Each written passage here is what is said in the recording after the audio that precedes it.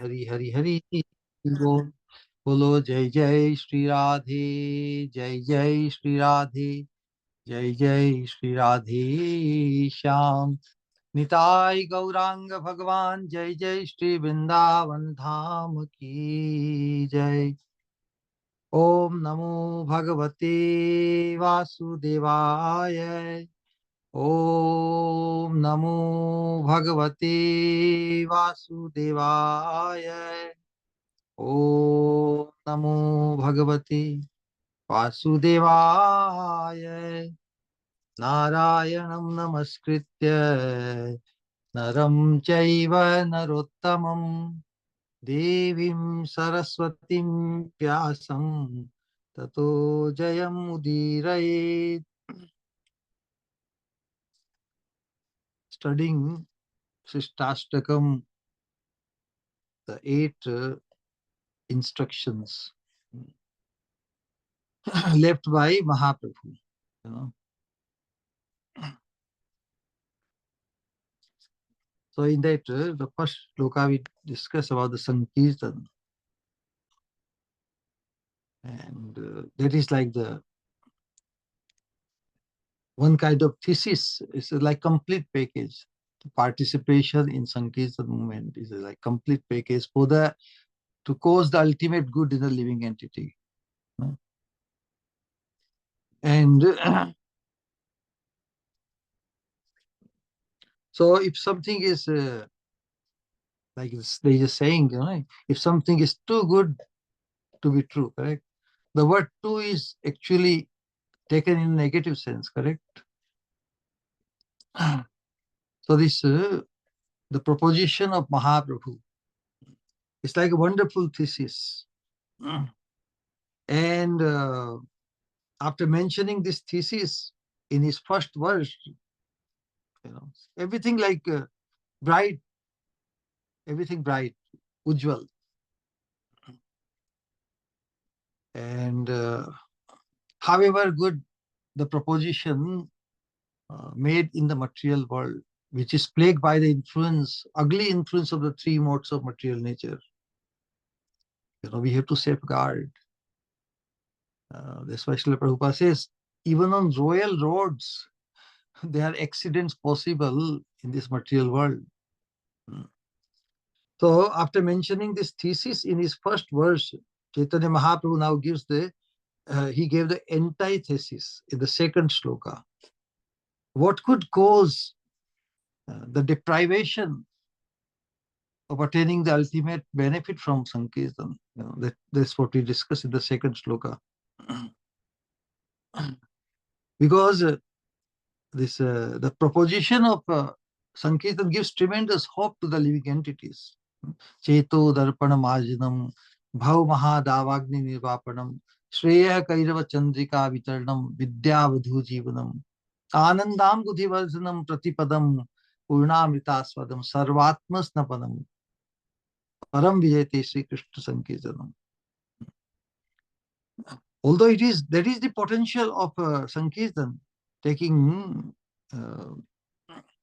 the proper way to participate in Sankirtan, the proper way to involve completely, to become fully consumed in the process of Sankirtan, not only for the ultimate good for oneself, but also ultimate good of everyone who comes in touch with us.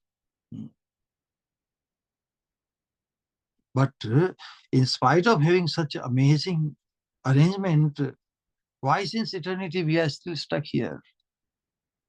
The proposal is made by the Lord since eternity. He has made the arrangement for the living entity to listen to his message. Especially we are living in the age of Mahaprabhu. Mahaprabhu's message is most hilarious, most wonderful. Srila Prabhupada simplified, once Srila Prabhupada gave a wonderful lecture and describing the glory of this Sankirtan. And if you just participate, then you will then go back to Godhead, and in Krishna's abode, everything is wonderful, transcendental. What we have been given here in Sankirtan, same thing exists also in the Golok Vrindavan. Glorification of the Lord is not just a means, but also the end. It continues. So once you are transferred to the eternal abode of the Lord, then everything is simply wonderful. Every step is a dance. And what else? So many things. Every word is a song. Every such a wonderful atmosphere there. So you just begin. You have to do the practice here in this material world to get that abode. So Prabhupada was establishing that our ultimate destination is not this any situation of this world, but the supreme abode, which is free from the inabilities of the three modes of material nature. Wonderful, wonderful Srila Prabhupada was describing. So one person under some influence, we say, oh, you are talking about this Krishna all the time, and if you do this, you will go back to Godhead and in Krishna's abode, and all these lofty ideas, making such lofty proposals. So his question was, what if one goes there and finds that nothing exists like that? This was the question, challenging question by one person. What if one goes there, the supreme abode of the Lord, which you are describing, and what if you find that it doesn't exist there? How Srila Prabhupada handled that question is magical, actually. Srila Prabhupada just completely his tremendous hype, challenge. Srila Prabhupada said, well, never mind. Even if you don't find anything there, just enjoy the process here. Here we are providing you a lot of dancing and chanting sweet glories of the Lord and feasting, taking lots of prasadam. Just enjoy the process and don't worry about what will happen in the future, because ultimately what really matters is how we feel in the present moment. So anybody who participates in the Sankirtan in the present moment, he feels the tremendous effect and he gets used to it. And getting used to makes it a taste to him. If you like something, we repeat it, we get used to it. And by getting used to it, eventually we fall in love or we become attached to it. And now we cannot separate ourselves, isolate ourselves from the Sankirtan. So this is so until we reach that stage of Kirtaniya Sadahari. That is the standard Mahaprabhu will describe in the next sloka, which we'll discuss today. But to this background, because this whole Sikshastakam is very systematically, very scientifically giving in sequence to cause our total drowning, to cause our total consumption, to become fully consumed in the Sankirtan movement. And if it is so blissful as those who have experienced, like Mahaprabhu has experienced, so he's sharing his experience. It's so wonderful, but still because we are in this material world, the obstacles, the impasses we will be facing. So what will cause that? Mahaprabhu also prepares us by giving this antithesis in the second verse. Namna makari bahudha nija sarva shakti tatrarpita niyamita smarnena kala hai etadrishi tava kripa. The contrast, the paradox, when something is so sublime and so wonderfully given, how can one not become interested in it? So that is possible, quite possible. Since eternity we have chosen the opposite path. There should be something here in this material world. Maybe this material world is a test for us as to how much ready we are, how much we have readied ourselves to fully imbibe the process of Sankirtan. So Mahaprabhu discusses the difficulty. Etadrishi tava kripa bhagavan mamapi. Such kripa, such causeless mercy of the Lord. Etadrishi tava kripa bhagavan mamapi. Mujh par itni kripa. You have bestowed so much We can feel individually and also collectively so much mercy bestowed upon us, Mahaprabhu. Durdaivam, such a horrible misfortune of me that I have no eagerness, I have no taste for chanting there. Durdaivam idrisham iha jani na anuraga hai. In my heart, in spite of such a wonderful offering and the opportunity to experience the incessant joy of chanting Krishna's holy name, I have developed no taste for it. Actually, it is the hankering. See the paradox here. One who hankers like that, do you think that person has not developed any taste for it?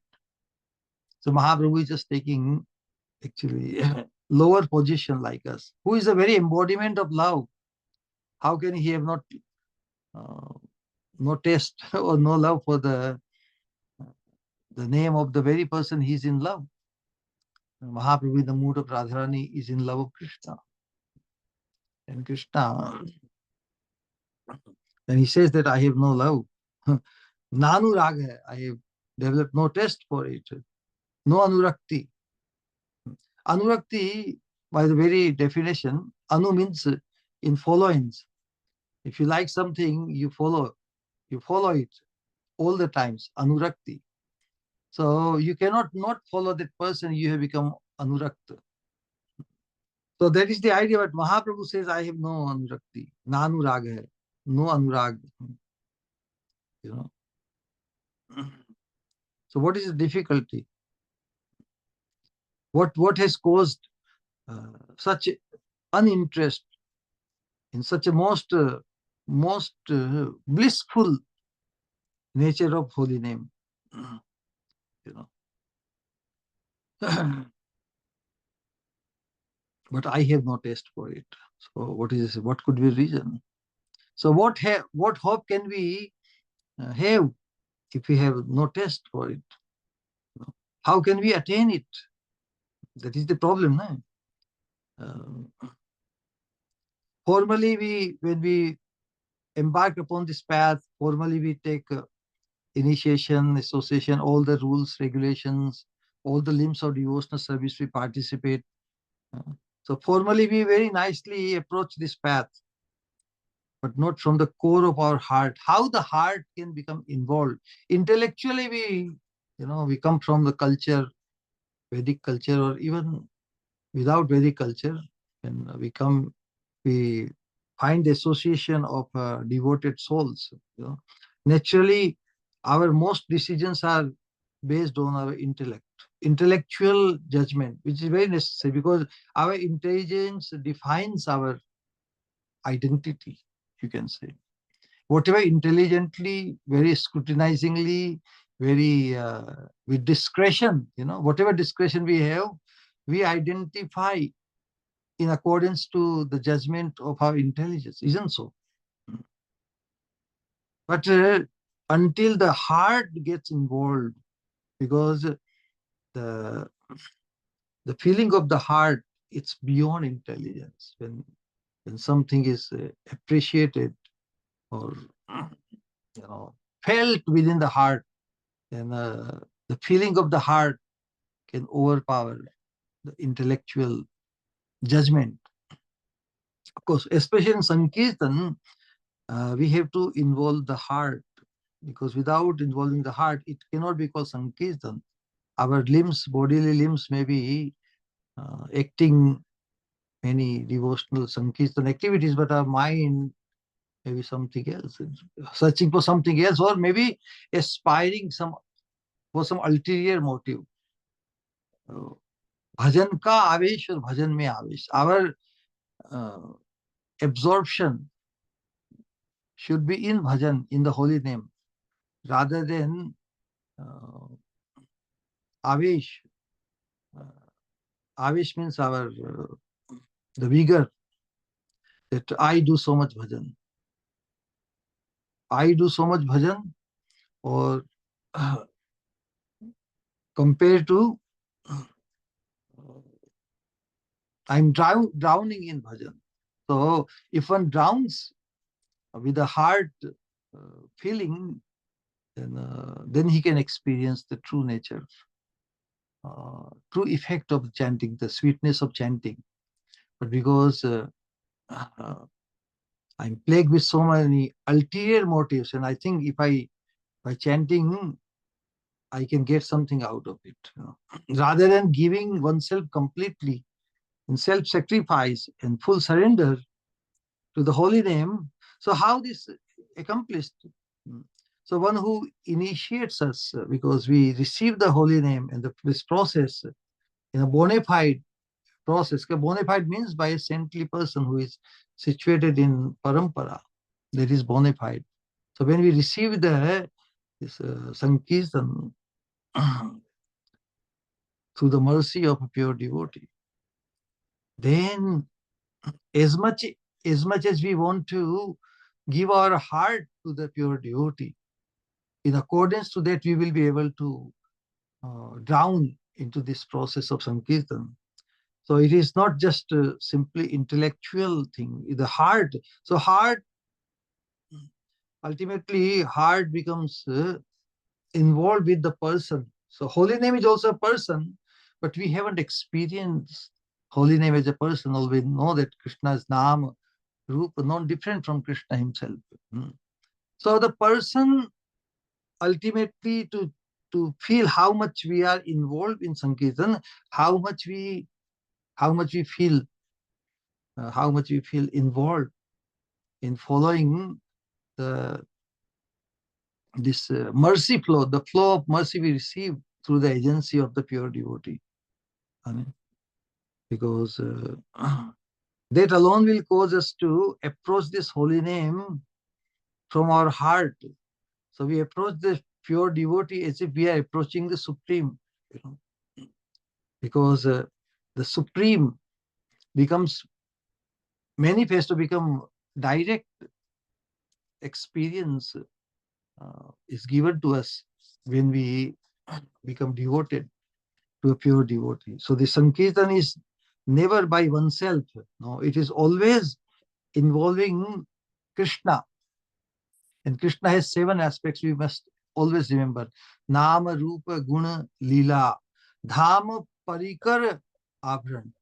So Parikar means the associates of Krishna, eternal associates of Krishna. So our perception of a pure devotee we take shelter of should be like he's a eternal Parshad. He's an associate of Krishna. So attachment to the associate of Krishna is non-different from attachment to Krishna. Yat sevaya bhagavatas kutas tatra kutastasya madhudvisha hai rati raso bhavet tibra padayor vyasanadana. Srimad Bhagavatam says, 3rd canto, 7th chapter, text number 19. Uddhavji is making this wonderful remark that only by becoming with the whole heart, wholehearted surrender or taking shelter with the service attitude of a pure devotee, it will inevitably cause our rati raso bhavit tibra. Tibra rati rasa towards the Supreme Personality of Godhead, because the spiritual master or the Mahat Purush is perceived as so that blessed. Is perceived as like direct manifestation of the Supreme. As much as we imagine how much love we will offer, or service we will offer, worship we will offer to Krishna. But even if Krishna becomes personally manifest without having developed love for him, how much worship and love and service we will be able to do, But at the stage of love, one is able to devote all the time, 24/7. So that experience is made possible in this Bhagavad Dharma. So that's why one's connection or one's bond with the spiritual master, a pure devotee, his perception about the spiritual master becomes the most critical thing. It is not that those who meet pure devotees, they don't perceive their most blessedness. In spite of perceiving the most blessedness of the spiritual master, one has to do one's part.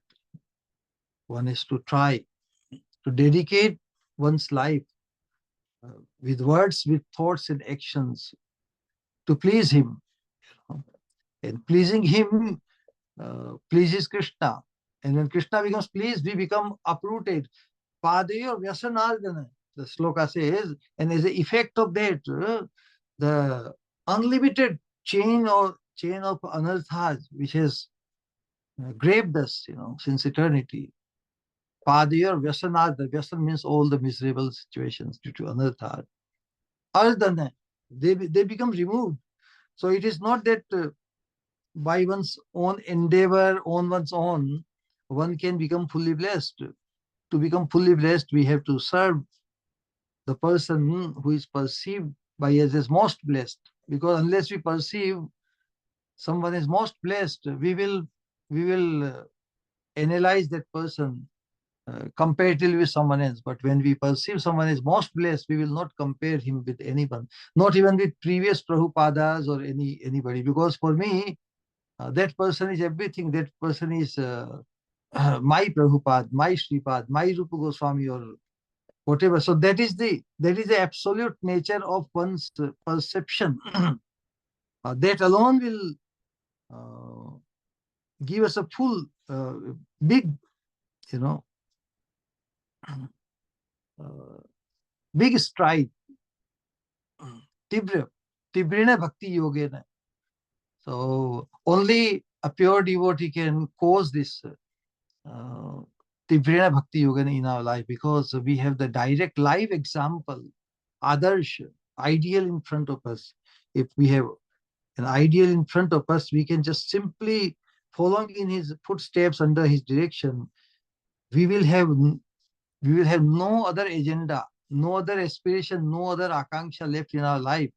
If we look up to the purest devotee, if we look up to the person, if we perceive such a person as most blessed, one who has customizedly come in our life to deliver us, what has not been accomplished since eternity, it will become accomplished. Bhagavad Prapti, the attaining the Supreme, becomes guaranteed. So that perception uh, is very much essential. If that perception is not achieved, or one becomes blessed with, then so many avenues, so many distractions, so many ideas, so much self-centeredness creeps in. The only way to become completely free from self-centeredness means bhoga and tyag, sense gratification. What is there for me? What is there for me? Always, only when one can find one's focus on someone else. And in theory, we want to become Krishna-centered, Krishna conscious, fully Krishna conscious. So, what is the most feasible way to become fully Krishna conscious, Krishna centered, is by becoming centered, or by becoming dedicated, by dedicating ourselves unflinchingly, unconditionally in the service of the pure devotee who is perceived as the most blessed. Because otherwise, if our perception about him is not most blessed, then we may be distracted, we may be just plagued by our mundane intelligence to think, oh, somebody is more blessed, somebody, so let me just leave this person and just go to another person. So like we become like a prostitute on this path of pure devotional service. But that prostitute like attitude continues until we become attached to such persons most blessedness. And when we become attached, asakti is singular, then we will not become deviated to anyone else. So that was the background, because the subject matter is very critical. Mahaprabhu is calling it antithesis, something so hopeful, so much hope is given in holy name, but why are we having so much trouble? Where is the difficulty? Why we do not realize the advantage of such a tremendous arrangement, magnanimous, sanction, divinity as if coming our door, through the Sankirtan movement. The holy name is so powerful, so potent, so wonderful. So much unlimited grace of Krishna is coming through the Golokera Premadhana Harinama Sankirtana Ratina Janmilo Kenatar Hari Hari Vifale Janamagvainu. The same sentiment is expressed in the sacred sloka by Mahaprabhu. And the answer to how we can attain it, we may be approaching how to cause our heart to become involved. What is so necessary, and that necessity is mentioned in today's shloka.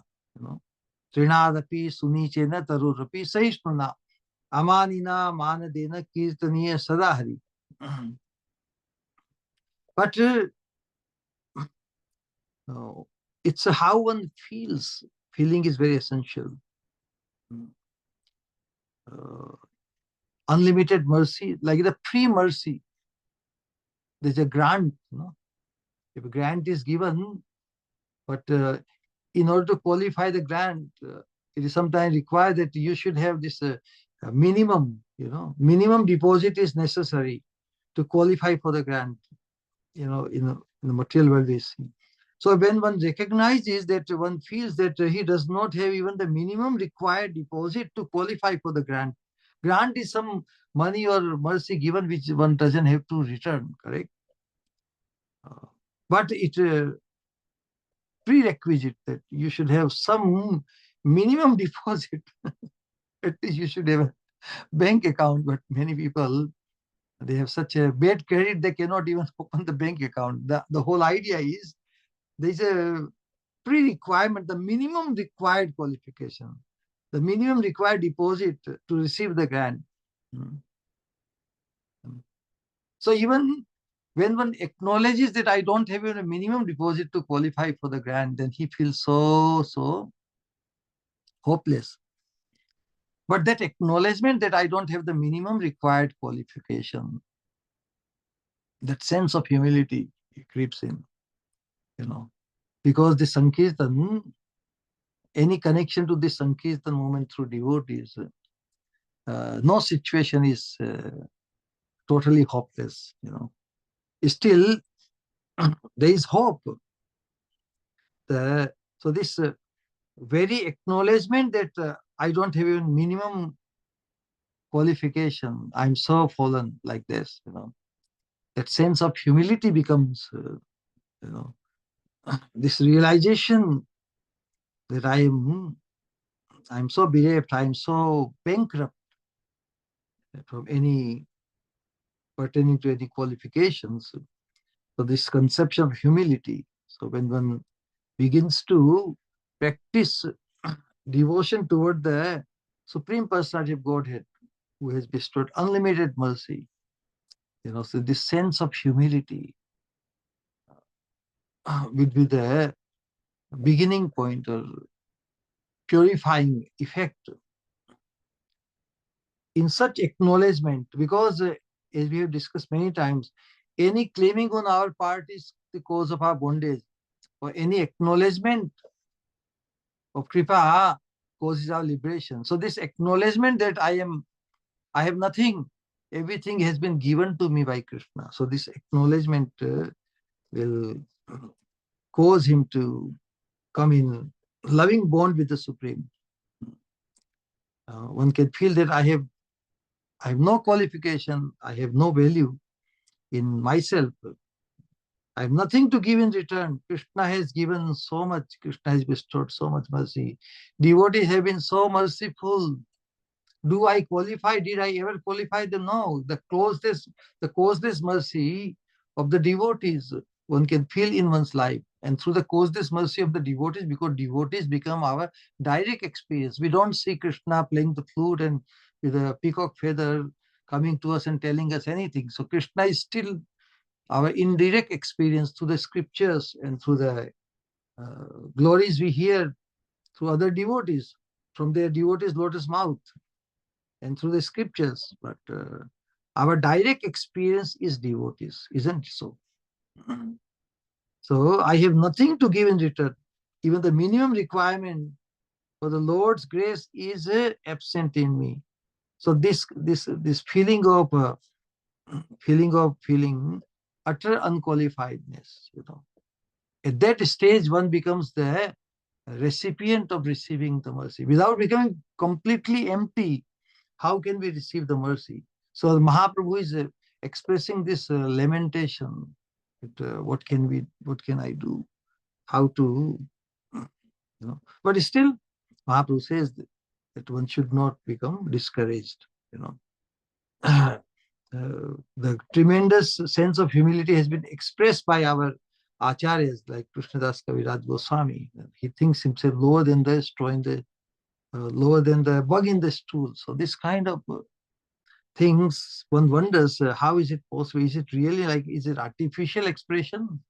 No, a pure devotee genuinely feels like that. He thinks that everything has got some usefulness which has been utilized in the service of Krishna. Even the small, uh, blade of grass. But I have, in spite of having such wonderful human intelligence, and in spite of uh, appreciating, acknowledging so much mercy of Krishna, I have shown, I have just acted in the opposite direction. So this kind of acknowledgement makes a devotee, pure devotee, thinks that he is lower than the lowest. But we have, but this process of Sankirtan is so uplifting. The very acknowledgement is very uplifting, isn't it? If one acknowledges that he's so low, so fallen, the very acknowledgement is rooted into some tremendous hope, because he can cry out. He can cry out to Krishna, because only one who has been blessed by Krishna's mercy, only he can acknowledge that I am so low. So Krishna, please help out. Because unless a person is emptied out, he has the sense of so much qualification. He cannot cry out for Krishna's mercy. So many things. But this humility attitude we hear many times, and sometimes it's possible that we can just adopt this mood of expressing that I am very fallen and all these things. This is that, and I don't have any taste for the holy name of the Lord, like Mahaprabhu expressed in second verse. That's all right. So that acknowledgement is not so bad. If somebody asks us how elevated you are becoming, how nice the sadhana among the devotees, when they meet one another, they ask about the well-being of the family and everybody, how is everything going on, and even if the person, a genuine devotee, even if he's going through the hardest time in material life or familial life or social life and whatever economic way or whichever way, he may be going through very testing time, but still say by Krishna's grace everything is going well. Then when he's asked, how is your bhajan going? So even if he is fully absorbed in bhajan, he thinks, but bhajan hi nahi ho raha. I'm not able to do enough bhajan. So I do not have the least liking or taste for the Lord. I'm not able to perform bhajan. So this hankering, this abhav, he thinks that he doesn't have enough, he is not able to do sufficient bhajan. So this lobha, this greed for bhajan is possible in that person who, a greedy person never feels fulfilled, does he? So in the same way, A devotee who genuinely can express that I do not have the least liking or taste for the Lord, it's all right. Because at least he is hankering, he's expressing his hankering is abhav. Abhav means he feels bereft of it. Who will feel bereft of uh, the holy name? One who has developed the greed in his heart. So he is never saturated. So unsaturated person. So if we attain this status of unsaturated conditioning, and then we can say we do not have the least liking or taste for the Lord. It's all right. Hmm. But to think on the other side, oh, I'm doing lots of bhajan. Now I'm developing a lot of ruchi for this and this and this. Wow. Hmm. I have some taste, some earnestness, some devotion for the Lord. This position is dangerous. So that's why Mahaprabhu, although he is a very embodiment of love, expression, he's as if they were expressing his hankering that I don't have Nanu Raga, I don't have love for Krishna. So this is a tremendous paradox. No?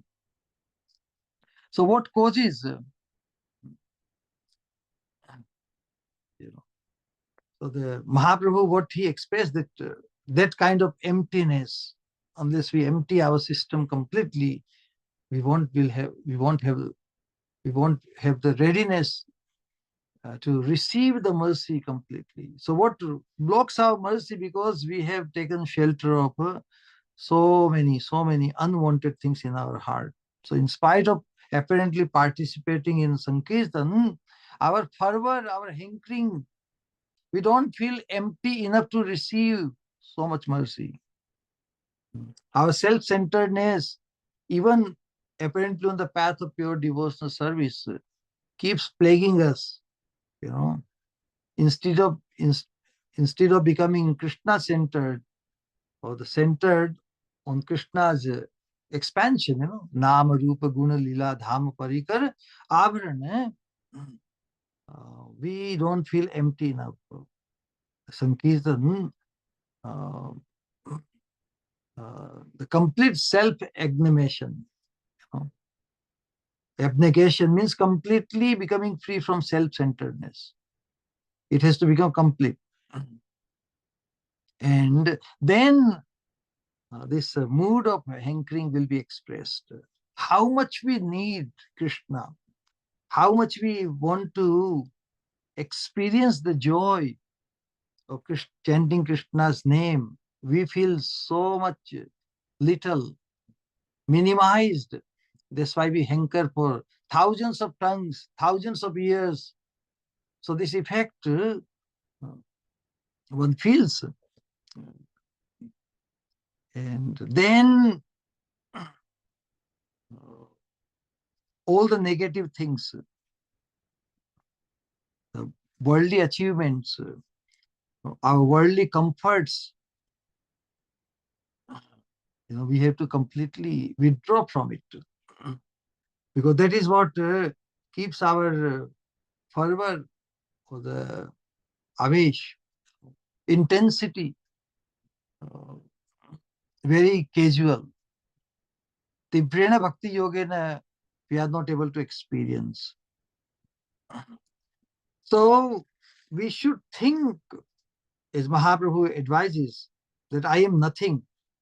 I have no qualifications for being accepted or used in the service of the Lord. I'm completely unfit. That means it expresses desire that I want that blessing so that I can become used in the service of the Lord. I'm unfit so that Krishna can make me fit. We must completely withdraw from our egoistic identification with relation to this world and this our present frame of existence, this present body.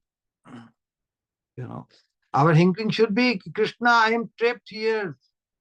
Uh, my hankering, please accept me, accept me. So we hanker to be captured by the by Yoga Maya.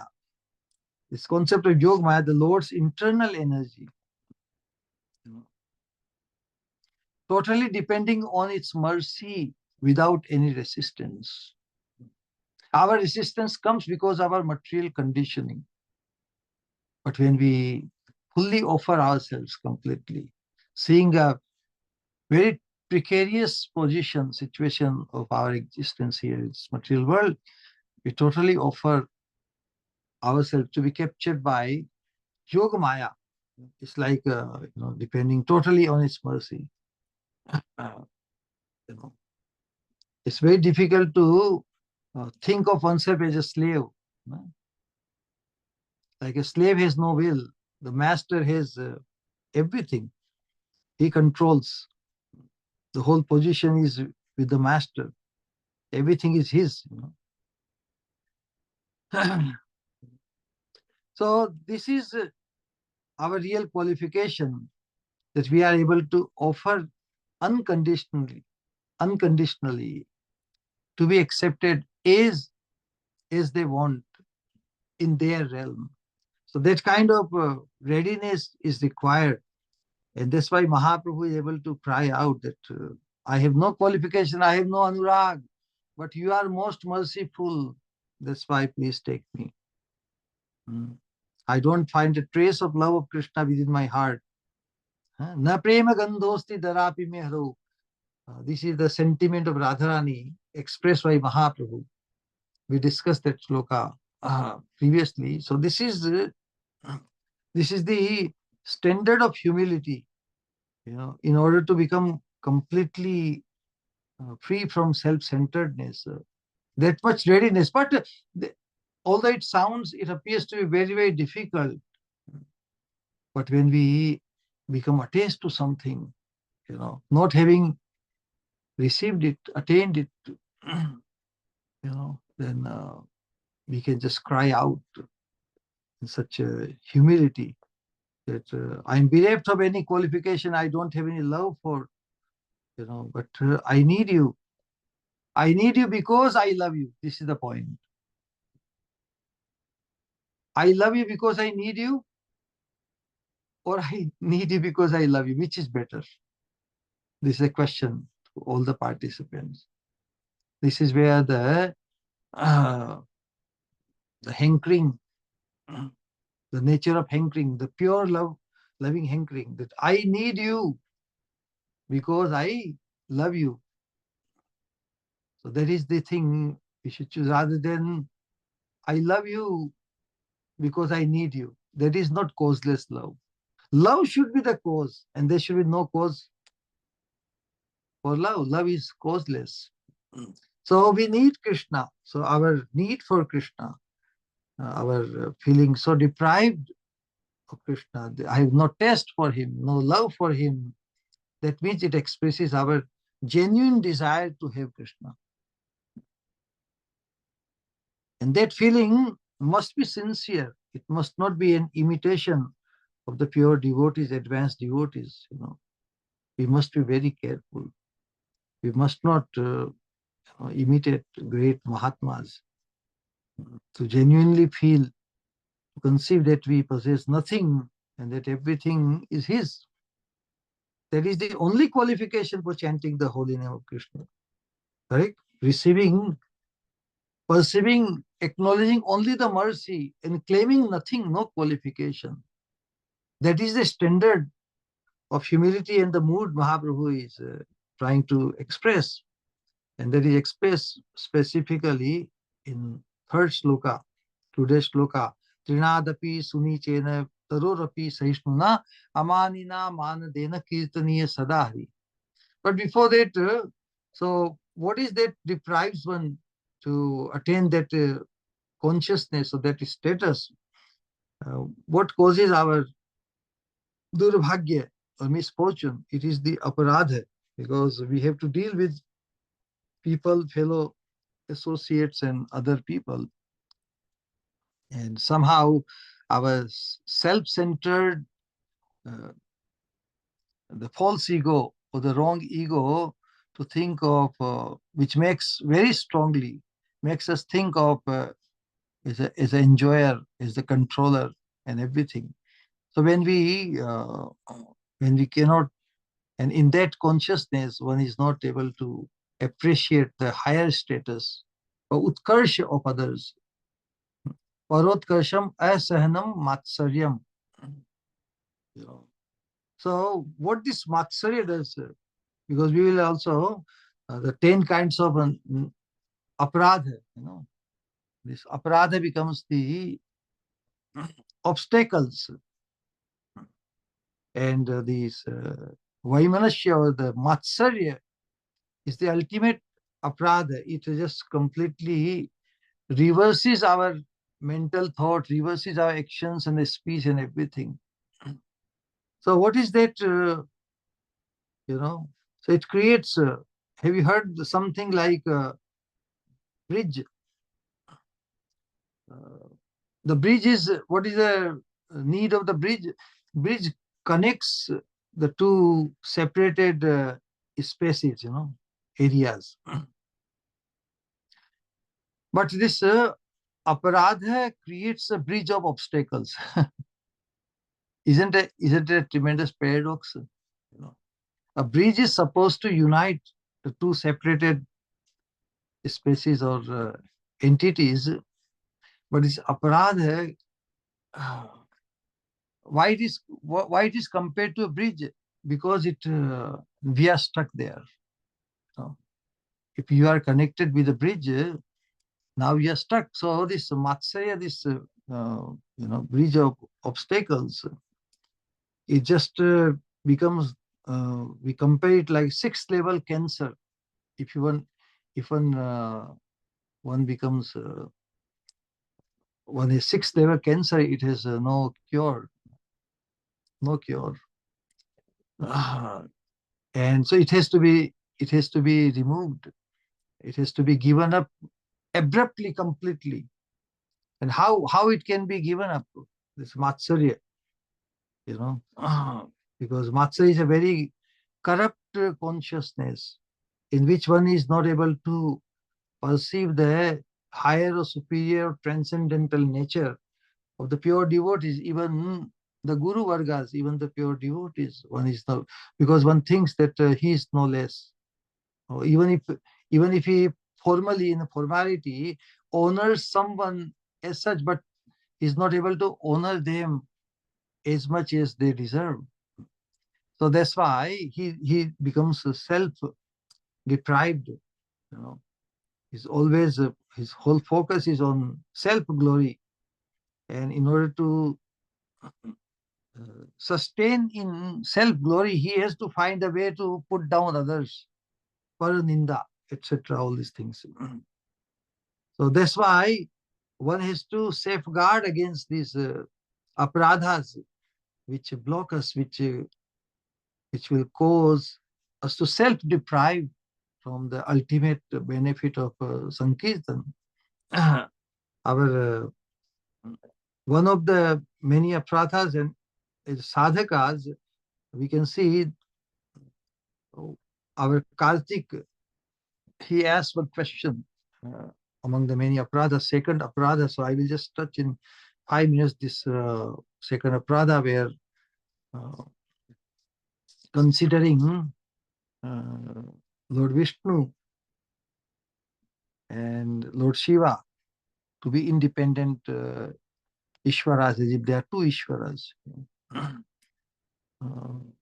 The scriptures describe that those who consider the name of Lord Shiva, Brahma, etc., of the demigods, equal or independent of the name of Lord Vishnu.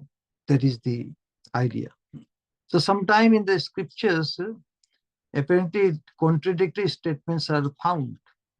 Different scriptures in different contexts, in different kalpas. And sometimes, so if one thinks of the name of Lord Shiva uh, different from Lord Vishnu, so then it is considered namaprad. In elsewhere it is described, one considers name of Lord Shiva and Lord Brahma equal and independent of Vishnu, then it is aparadha. So both kind of injunctions in the scriptures describe. If you consider name of Krishna and Lord Shiva and Brahma equal, then Pashandi, Nastik. And if you differentiate between the two, Prithak, Bhinna, then it is also aparadha. So a sadhak may become confused which version to take. And that's why our acharyas have given this wonderful understanding. Especially in the second Nama Pradna, to see there with the divide Bheda Buddhi, Bheda Darshan, the name of Lord Vishnu and the name of Lord Shiva in their qualities. If one thinks that they are different, to consider them different is called Nama Pradha.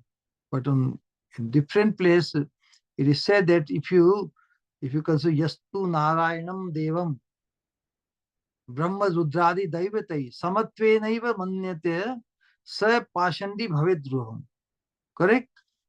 So how to stay unconfused when two apparently contradictory statements are there?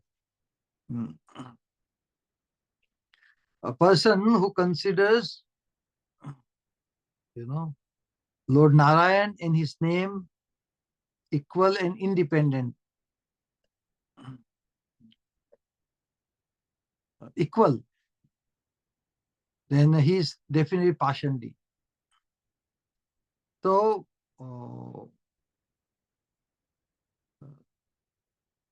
Lord Shiva and Lord Vishnu, if one sees Bheda, they are different, then it is Namaprad. And if you consider them same, then Pashanditva.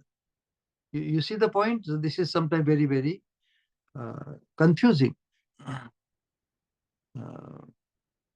Vishnu के साथ शिव के भेद दर्शन में नाम अपराध और अभेद दर्शन में पाषंडित्व.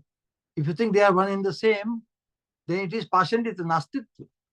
In other injection, if you see Lord Vishnu's name and Lord Shiva's name is different, then it is nama aparadha. So in the scriptures we find both kind of instructions. So how to adjust the thing? So where the dosha or aparadha is considered in seeing them separately.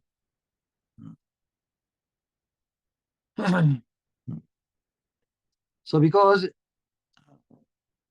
Lord Shiva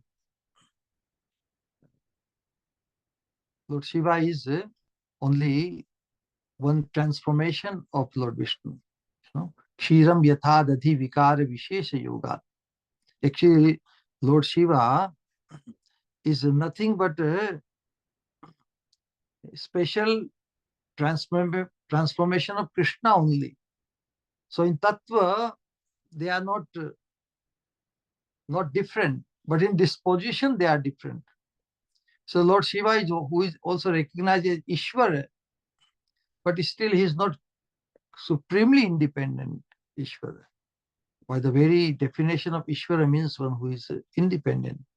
But Lord Shiva in disposition and in Lok and Veda, Lord Shiva is worshipped as Ishwar. He is recognized as Ishwar. In spite of being Ishwar, he is not fully independent.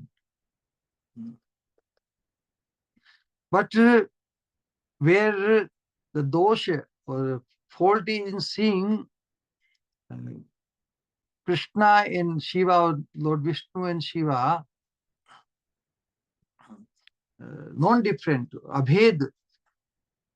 So there, in some kalpa,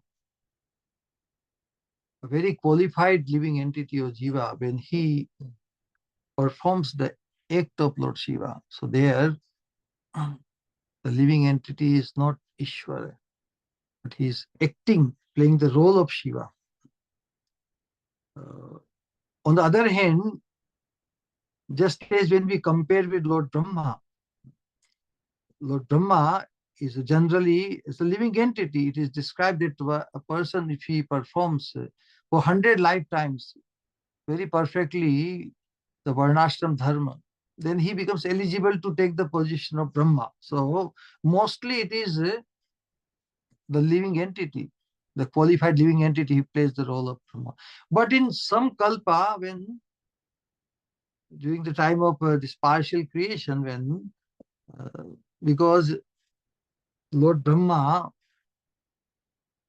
with the mercy, because when he takes that role and receives the direct mercy of Krishna, Chatushloki Bhagavatam, he hears, and he becomes a pure devotee.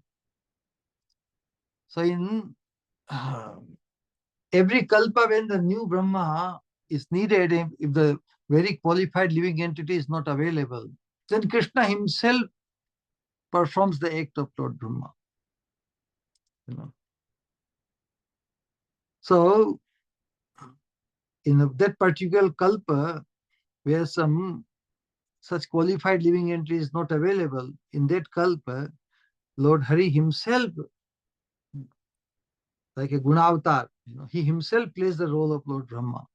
So there, in context to that, if you consider the name of Vishnu or Brahma is different, because Lord Vishnu himself is playing the role of Brahma, so there is no difference. So that's called Ishwar Koti Brahma. When Ishwar, is the supreme Ishwar Krishna himself, performs the role of Brahma, then there is no difference. So that's why in certain places the scriptures describe, if you see them separated, or if you see them, treat them differently, then it is Namaprad, because there it is spoken about the Ishwar Koti Brahma. And with regard to Shiva, when some living entity plays the role of Shiva, then he is not Ishwar Koti Shiva. So this kind of subtle, so we should understand that who is performing the role. The scriptures describe under different circumstances, in different kalpa, the differences there. Anyway, but if we hear and we resolve our doubts and queries with those who have proper understanding of the scriptures, then we won't be trapped in either one side, sometimes siding with those who are saying that they are non-different, and sometimes siding with those who are different. So this kind of confusion can be removed with proper understanding and discussion. We will proceed now to the third sloka of Sikshastakam, which is so wonderful. So to genuinely feel, to conceive that we possess nothing and that everything is his, that is the only qualification. And to attain that qualification, one has to follow a process, and that process is described in today's sloka. Trinadapi sunichena tarorapi sahishnuna amanina manadena kirtaniya sadahari. Third sloka. So Trinadapi sunichena, the meaning is very clear. One who is humbler than a blade of grass. Trinadapi sunichena. Humbler, sunichena. Then tarorapi sahishnuna, more forbearing, more tolerant than a tree. And who gives amanina mandena, one who gives due honor to others without desiring honor for oneself. This is a simple meaning. Actually, in our scriptures and our acharyas, because most of us, the conditioned souls, to decondition them is the greatest effort, isn't so? Because unless we become deconditioned from our own conditioning, how can we perceive transcendence? It is the influence of the three modes of material nature which deprives us, which blocks us, blocks our vision, our consciousness to perceive transcendence. So, amanina man dena, so if one is able to perform these three things, if one is able to situate in humility, in forbearance, in tolerance, and honoring others without expecting honor for oneself. If one is able to do three things, then the effect is very sublime. The effect is Kirtaniya Sada Hari. He becomes qualified to always chant the holy name of Krishna. Wow, that is the standard set by Mahaprabhu. Kirtaniya Sada Hari. Who can be Kirtaniya Sada? Always, incessantly, 24/7. Only one who has fallen in love with it. Because if you have to consciously try to do something, we cannot do for very long. Consciously trying to do something means a lot of effort. But when we fall in love with someone or something, then effortlessly we are able to remember that person.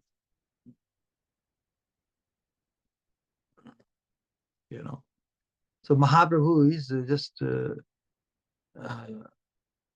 telling that how, in what condition, in what status we would be able to chant or relish the sweetness of Krishna's holy name incessantly.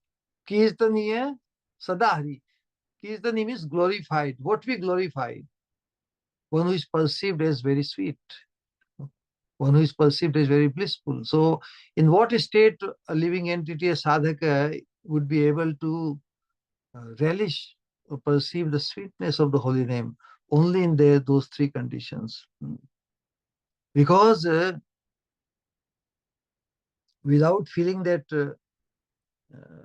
humility, we may be distracted by so many ideas.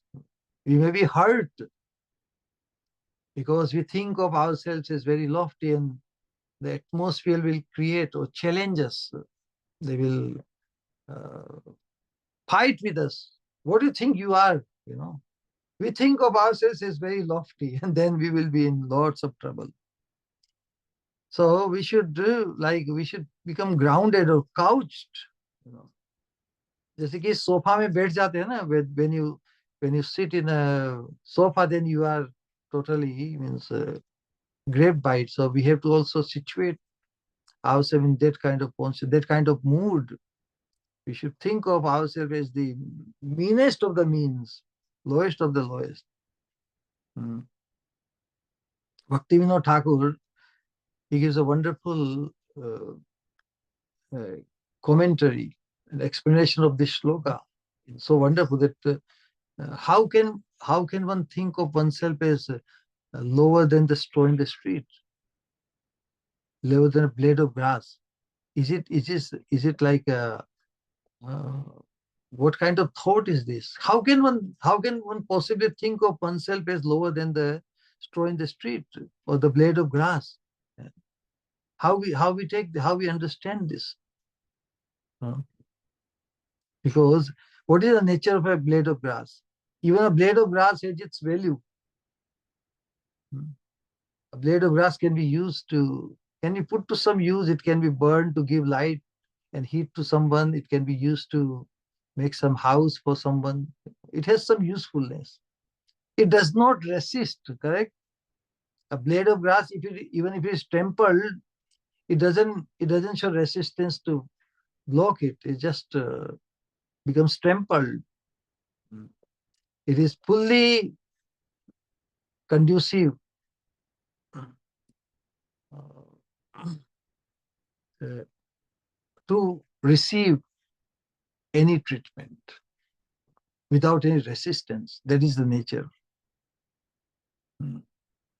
But when it says that we are lower than the straw in the street, we do not have even as much value as a blade of grass, that means we have no positive value. How can one be considered lower than the blade of grass? It is so low. Can you think of anything lower than the blade of grass? Can we think of it? So Bhaktivinoda Thakur says that we have no positive value. We are minus. Because our position is like made man. The two kinds of living entities. One could be very uncultured or uneducated, you can say. But the other person is a made man. So made man has the faculty of thinking, but he will think only abnormally. He cannot think right. Uneducated person may not be abnormal. He just doesn't know many things. So we can think of ourselves that we have consciousness, we have some intelligence, but all this is misdirected. That is our conditioning. That is our situation. But a blade of grass has no misdirection. Blade of grass, it doesn't show any resistance to the atmosphere. Whatever the atmosphere treats it with, the wind comes, it blows away, and like that. But we show resistance.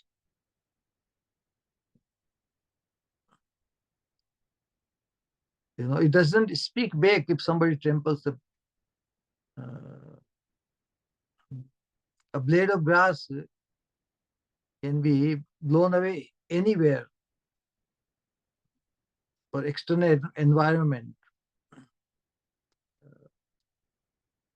Whatever atmosphere it is taken to, it doesn't show any resistance.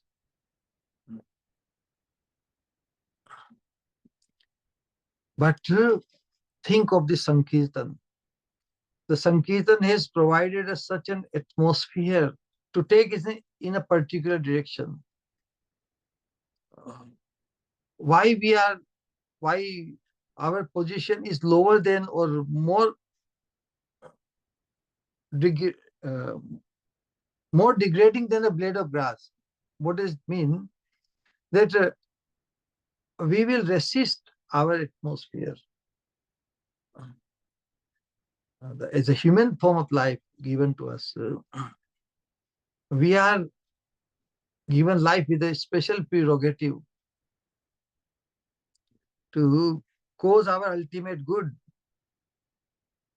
But our tendency, because of self-centeredness, I will try to oppose.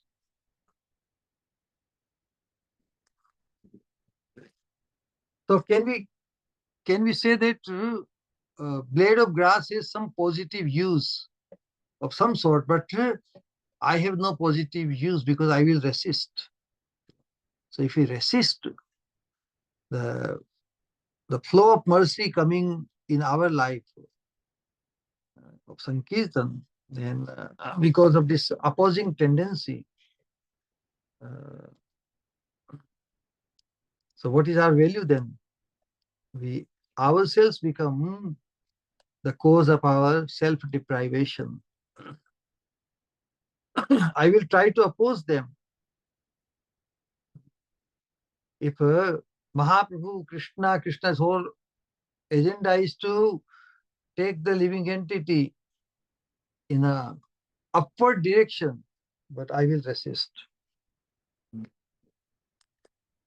So from that point of view, if we consider our value, or since eternity we have resisted, since eternity we have caused our self-deprivation, we wish that we could be at least blade of grass, then I would not resist. And whichever direction Krishna, because the whole atmosphere is under control of Krishna. So whatever flow or the direction environment wants to give us, the blade of grass does not resist. But we as a human being, we resist. Our conditioning is such that we will resist. So from that point of view, my position is lower than a blade of grass because I have an opposing tendency, you know. So how should we think? That is what Mahaprabhu is giving the solution to our this conditioning, that we will resist anybody, because ultimately everything is an instrument of Krishna only to push us towards him, isn't so? But because we don't perceive it that way, we will resist. Even the good offer, or somebody is trying to do us a favor, we will resist. We will think otherwise. So that's why our position is lower than the straw in the street. Rather, we should think, I have no value. Rather, my value is negative. This is how an awakened sadhaka thinks, that since eternity I have resisted. I have turned deaf ear to the good advice of others. So, at the present moment, my value is negative.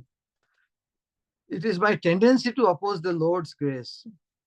If Krishna wants to grace me, I try to resist. That is my situation. Isn't so? This is how an awakened soul thinks. And that's why, in a fully awakened state, on behalf of the living entities, Mahaprabhu is revealing this solution.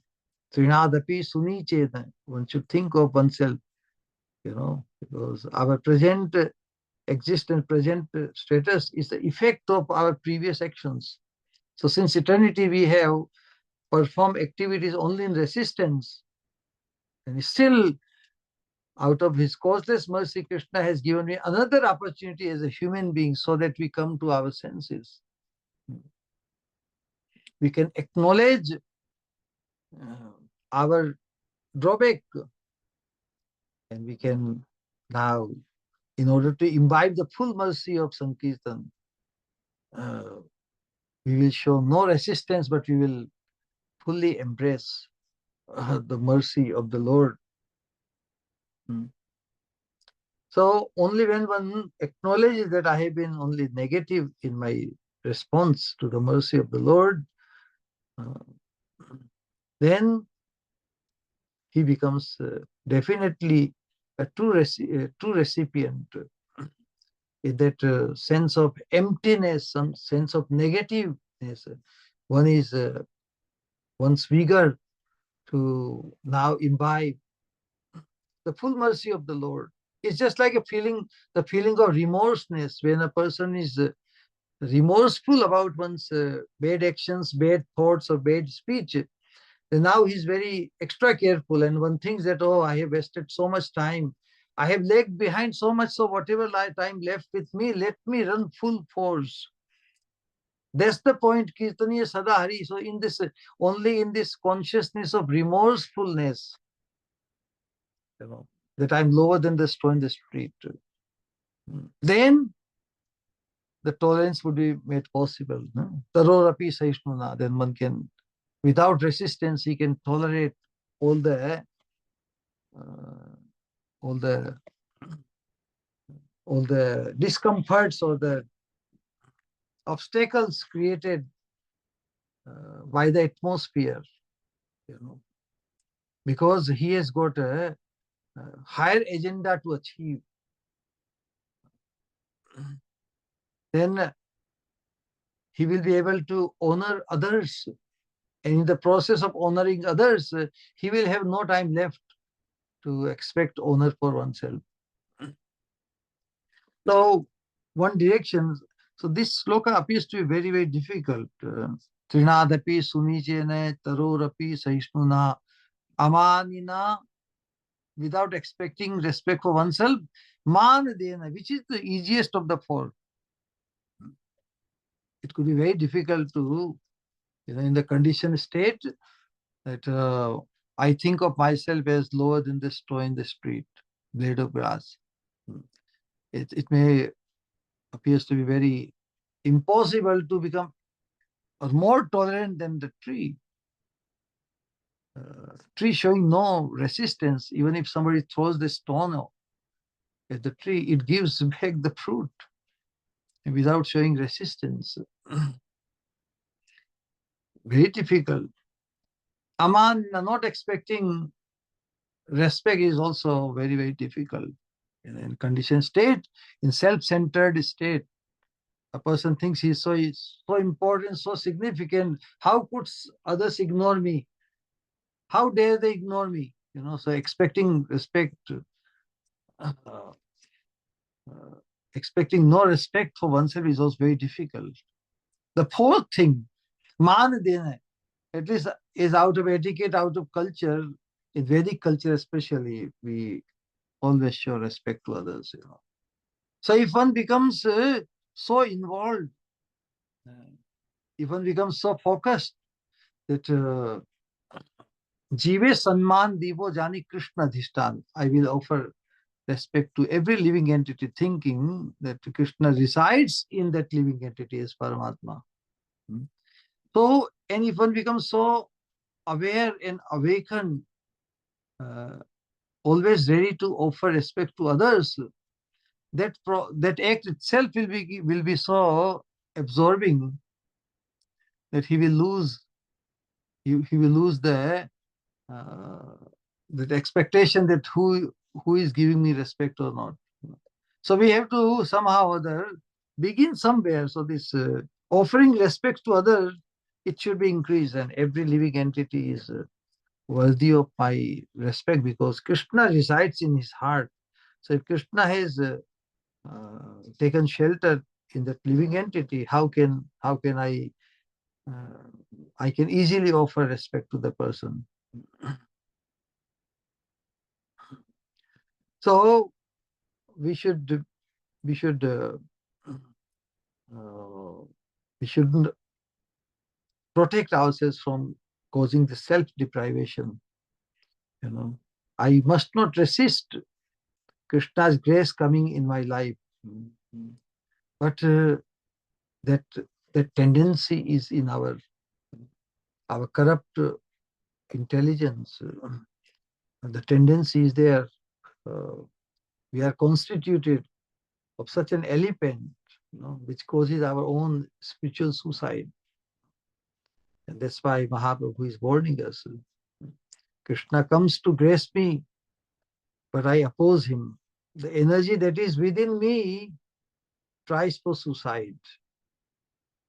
Everything, every arrangement in the atmosphere is only acting as an instrument of Krishna to bless me. That becomes the perception of an awakened soul. Every situation apparently negative or opposing, one perceives as Krishna's mercy because the destination is so sublime. But my position is uh, very despicable, very precarious. I is it will resist. So how to become free from this negative tendency? So that is very much wonderfully described. So how to become free from this nasty position? And that's why Mahaprabhu,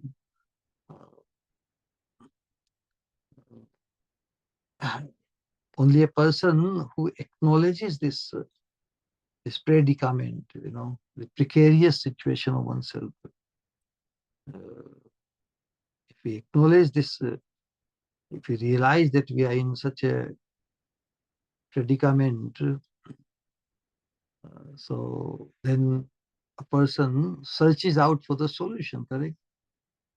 So this acknowledgement of our such a situation is very, very essential. This should be the concern of all of us.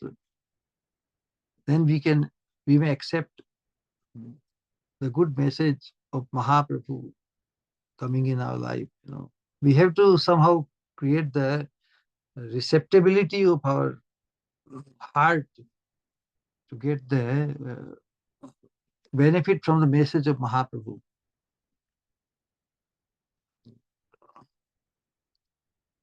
Obstacles and all these things we will face. We should not think, oh, because I'm so special, so I should have we should treat me in a special way. No, it's the other way around.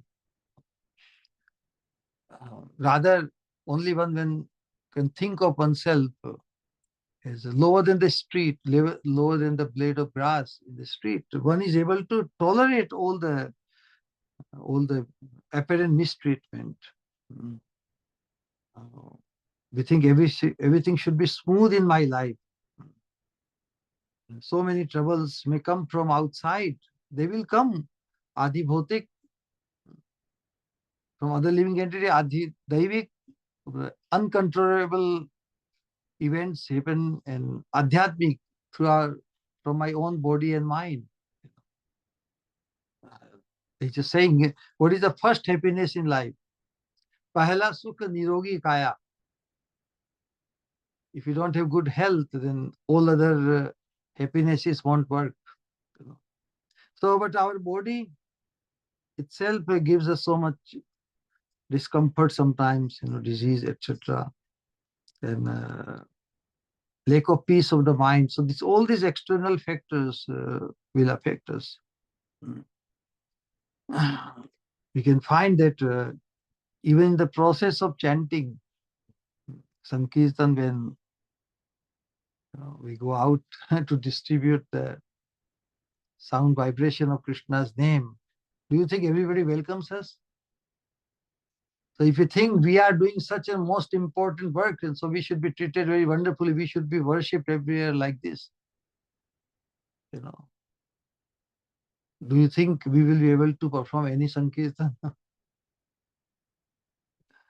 So despite all the resistance and opposition, people call names upon us, call them, some people call,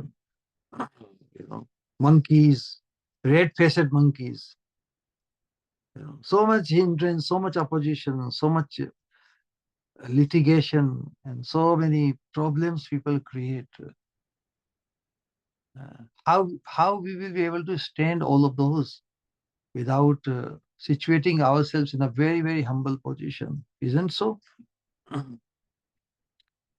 People will try. The atmosphere is only testing us what we are up to.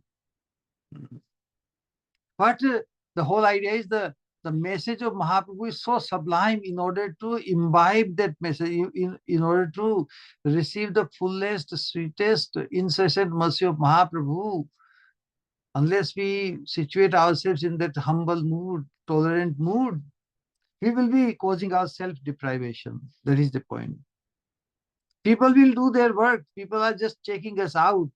We glorify holy name of Krishna and we glorify Krishna's mercy, everything. But when it comes to receiving, we will be tested. We will be tested by others who are acting as an instrument of Krishna. People will take the position of opposition, will come and try to affect us, to dissuade us from this path. But we must practice this tolerance like that of a tree. We cannot afford, due to the obstacles and opposition by others, to let go of the vision of the sublime achievement. The experience of glorifying the Supreme Personality of Godhead. So this resistance by others, the obstacles created by others, other living entities, our own mind and body and other, they will only intensify. For the awakened sadhaka, yes, despite all this opposition and resistance and opposition, I should go on, I should go on. If I want to experience what it is like, Caitanya Sadahari, sometime, many times we experience the sweetness of the holy name. But our standard is very lofty. Rather, Mahaprabhu says, uh, Kirtaniya Sadahari, in order to attain that sublime and incessant, the possibility of incessantly glorifying the Supreme Personality of Godhead, we have to, so it depends on how much we value the fortune of being able to glorify the Supreme Personality of Godhead incessantly. And that's why Mahaprabhu gives the example of a tree. You know, nobody gives tree any water, it still doesn't protest, Don't you see I'm drying up? Give me water. Give me water now. If anyone comes to disturb the tree, throws a stone at it, snatching its leaves and cutting the branches and like all these things, even chopping it down. Tree remains silent, it never resists. So I have helped so many people. I have provided the shade in the heat, protection from the rain, and I am only giving fruit for your benefit. How can you kill me? How can you? Please don't kill me. He remains silent. It gives no opposition. You know. So all these situations will come in our life. People will insult us. We may go through like so many abhavas, sense of lacking, uh, scarcity on many kinds, scarcity of space, scarcity of money or the means, and poverty, punishment, different things will come in our life to, to, to test us, to check whether our focus on the absolute is there or not. And that's why these circumstances, these oppositions, uh, you know, these unfavorable dealings are necessary to purify us. Can you imagine? So this testing situations to purify us, how much price we have to pay? Very little to receive the highest mercy of Krishna. So that is the how much appraisal we have developed in our heart, in our consciousness, is to the gift of Mahaprabhu. Mahaprabhu has come to give the highest level of love of God in this very lifetime, and simply testing us through the atmosphere. How much ready are we? That's why I said, Trinadapi Sunichana Tarorapi Saishnuna Amanina Manadena Kirtaniya Sadahari. The fortune which Mahaprabhu is exposed to, it is so sublime. Only to the level of our appraisal of its this fortune, we will be able to make the necessary adjustment to receive that message or the mercy. Because we are connected to the highest objective of life. The love of God, through which we will be able to experience the unlimited sweetness of Krishna. For the very purpose of living. To being conscious means we want to be to we want to become conscious of, we want to have the feeling of bliss. So through this Sankirtan, Mahaprabhu says that we are connected with the highest objective of life. So if we are connected, then how can we afford to self-deprive ourselves? Rather, we should be able to do everything within our command to safeguard our ongoing or progressive march toward that destination of attaining the Supreme.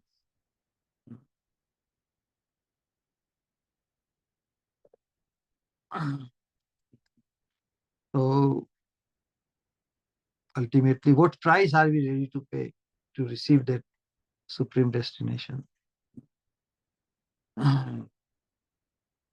So in human form of life, whatever capacity Krishna has given to us, and so this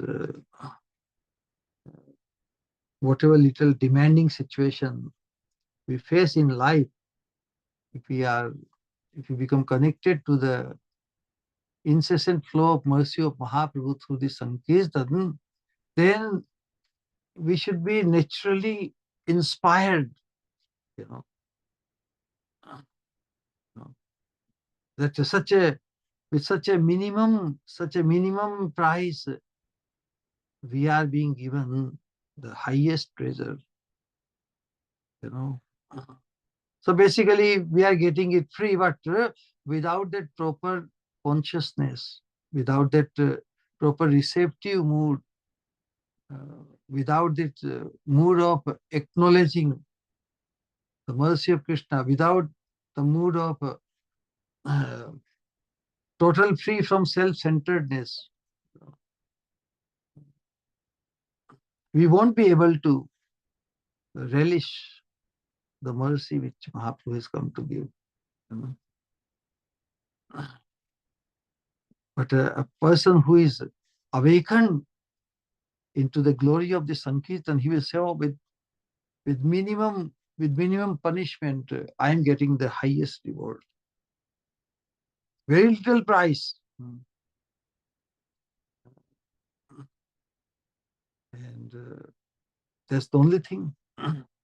So it depends on how we develop our perception about perception of what gift Mahaprabhu has come to give us. And accordingly, then modification is possible in all of us, So it depends on how much consciousness,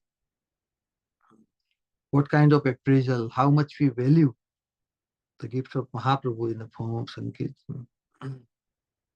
Adjusting the situations. There's a story about Gaur Kishore Babaji in this regard. Gaur Kishore Babaji, very renounced way, the spiritual master of Bhaktisiddhanta Saraswati Thakur. So he would survive through Madhukuri. Madhukari, means going to few houses for begging some food stuff or alms, and then he will just go out. Such a renounced person. In Navdeep, he used to live in Navdeep. But seeing his external, very simple, very like not at all opulent situations, like a beggar, you can say. So people will just mistreat him, some people. And some children will throw stones at him, attack him, insult him. Some people will spit at him, causing so much such an exalted soul, such an elevated situation that he tolerated all this insult and discomfort. So even when he was being, some kids will throw some pebbles and stones at him and ridicule him, all this mistreatment, throwing dirt at him. Then he remarked, what would his remark or his reaction? He would say, Krishna, you are cruelly dealing with me. So if Krishna is cruel to someone, then who can check Krishna? If Krishna is mistreating me, you are cruelly dealing with me. I will complain to your mother Yashoda to teach you a lesson. So this is the outlook of Gaur Kishore Das Babaji. You know, I will complain to your mother Yashoda about you. That was his outlook. Without resisting in any other way, he simply sometimes just because his vision was that without Krishna's sanction, as we said, that without Krishna's sanction, even a blade of grass or even any leaf of a tree can move. So how he reacted, how he harmonized every situation, his outlook was very amazing. That way he was able to harmonize everything. So our vision, our evolved vision, we should learn to see Krishna in anything that comes to disturb or attack us, Philosophically speaking, of course, we see that without Krishna's sanction, nothing can happen. But just not, it's very convenient to advise someone philosophically, correct? But when it comes to oneself, one is not concrete enough to react in that way, But our thinking should be very concrete. Very concrete means not merely philosophical, just to entertain and just to make understand. Yes, it is all Krishna's mercy in everything. But he was able to connect even, if Krishna is doing all these naughty things, if Krishna is causing this disturbance, which he thought, because without Krishna's sanction, this mistreatment of him was not possible. So how so he would just, oh Krishna, you are making these children. You could have stopped. So actually the blame is yours. And so you are disturbing me rather than those children who are only an instrument of Krishna to disturb him. So dirt hate him and doing all this mistreating. Oh Krishna, you are disturbing me. And I should teach you a lesson. I will go to Mother Yashoda. So in his inner contemplation, he was saying that only Krishna is doing this because he's letting these children act in this way. So I should teach Krishna a lesson. I will go to Mother Yashoda. I shall complain to Mother Yashoda and she will chastise you. So that was the mood of such an elevated personality. Because very advanced devotees are situated in that consciousness that behind everything, it is Krishna's hand, And they take everything in that way. This attitude will be our helping towards which direction we move, because we are trying to ready ourselves to attain the status of Caitanya Sadahari, And we will be implicated into so many implications, correct? So many implications, then our focus is destroyed. We become entangled into so many mental agonies, so many physical disturbances, and all these things. So Mahaprabhu is trying to say that the status which is awaiting all of us, the fortune which is awaiting all of us,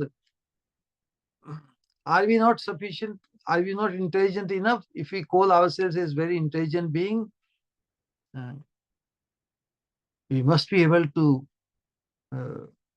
prioritize our supreme priority to attain the full-fledged love of Krishna, to attain the status of Kirtaniya Sadahari. The situations, obstacles, oppositions, they will all force us, and we may sometime, well, it's a conditioning. A condition soul always justifies his actions to become entangled into so many resistances and oppositions and all these things. you know. But we have to take everything that way, that is Krishna's hand behind it. So how can Krishna's hand disturb me? This is the question. Philosophically, we understand that behind every action or is Krishna's hand. Should we be scared of Krishna's hand? Especially as far as we individually are concerned.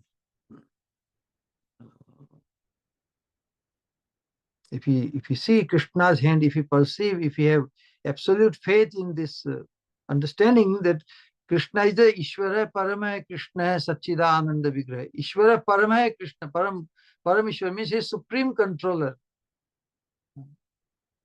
Krishna is, nothing is bereft of, devoid of Krishna's supreme control. Then why should I worry or complain more than I should, Why should I worry more than I should? So the whole idea is, so a very advanced devotee, he just adjusts this guide, this principle that Krishna's hand is behind every event. Then we can adjust ourselves with those things that are apparently uncomfortable, unfavorable to us.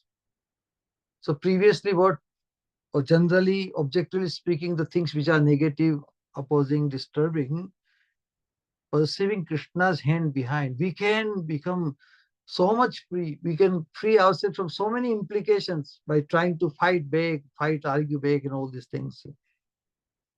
How much we value the opportunity and the time, limited time left with us to capture, sustain our focus towards absolute. And that's why Mahaprabhu says, he's advising us to be more tolerant than a tree. We may not give any opposition. We may not want to oppose anybody, but others will oppose us. How we will deal with that? Opposition will come to disturb us. And we must forbear, we must tolerate for ourselves, oneself. And we must show our respect to others. This is very, very important. Respecting others, this is so difficult. Well, if one is always hankering to receive respect from others, it would be difficult for him to respect others. He will think that I am the object of others' respect. If that is the consciousness, how one will be able to respect others?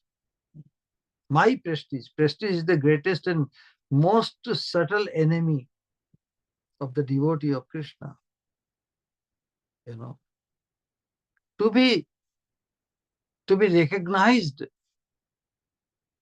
as a very advanced devotee of Krishna. Should that be our thought, or we have to become advanced? So the paradox is, when one truly becomes advanced, he doesn't have this hankering or expectation to be honored by others. See? So a person who thinks that he's very advanced, then he should check his balance, whether he really qualifies to be called advanced. Then why should he expect others to honor him? The whole idea is Mahaprabhu, in his discussion with Ramanand Rai, he says, what is the highest glorious position? Kirti madhya kona kirti jiver hoy. So one who is recognized as a lover of Krishna, he's having the highest kirti, or the fame. But the paradox expressed here is that if one thinks that he is a very advanced devotee, then he will act in such a way, he will act in expectation of honor, then he will become a distaste for others.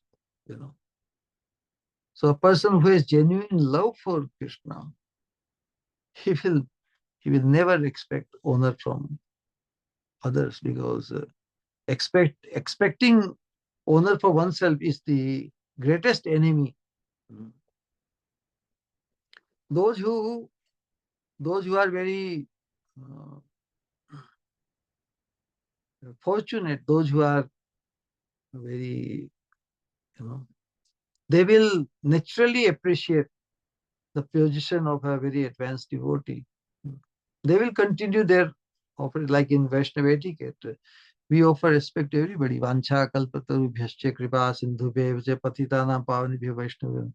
But for someone to expect that and always looking, then he will notice, oh, why this person did not respect me? Why he did not respect me? So this expecting honor for oneself is the greatest enemy. Pride. Pride is the worst enemy for the devotee of Krishna. Because in pride, pride means mithya what you don't deserve, what you don't have, still you feel proud of something which you are. So in pride, ultimately takes one to the conclusion of what is the pride of Mayavadis? What Mayavadis said, Soham, correct? So such a pride. Soham, Shivoham, Tattvamasi.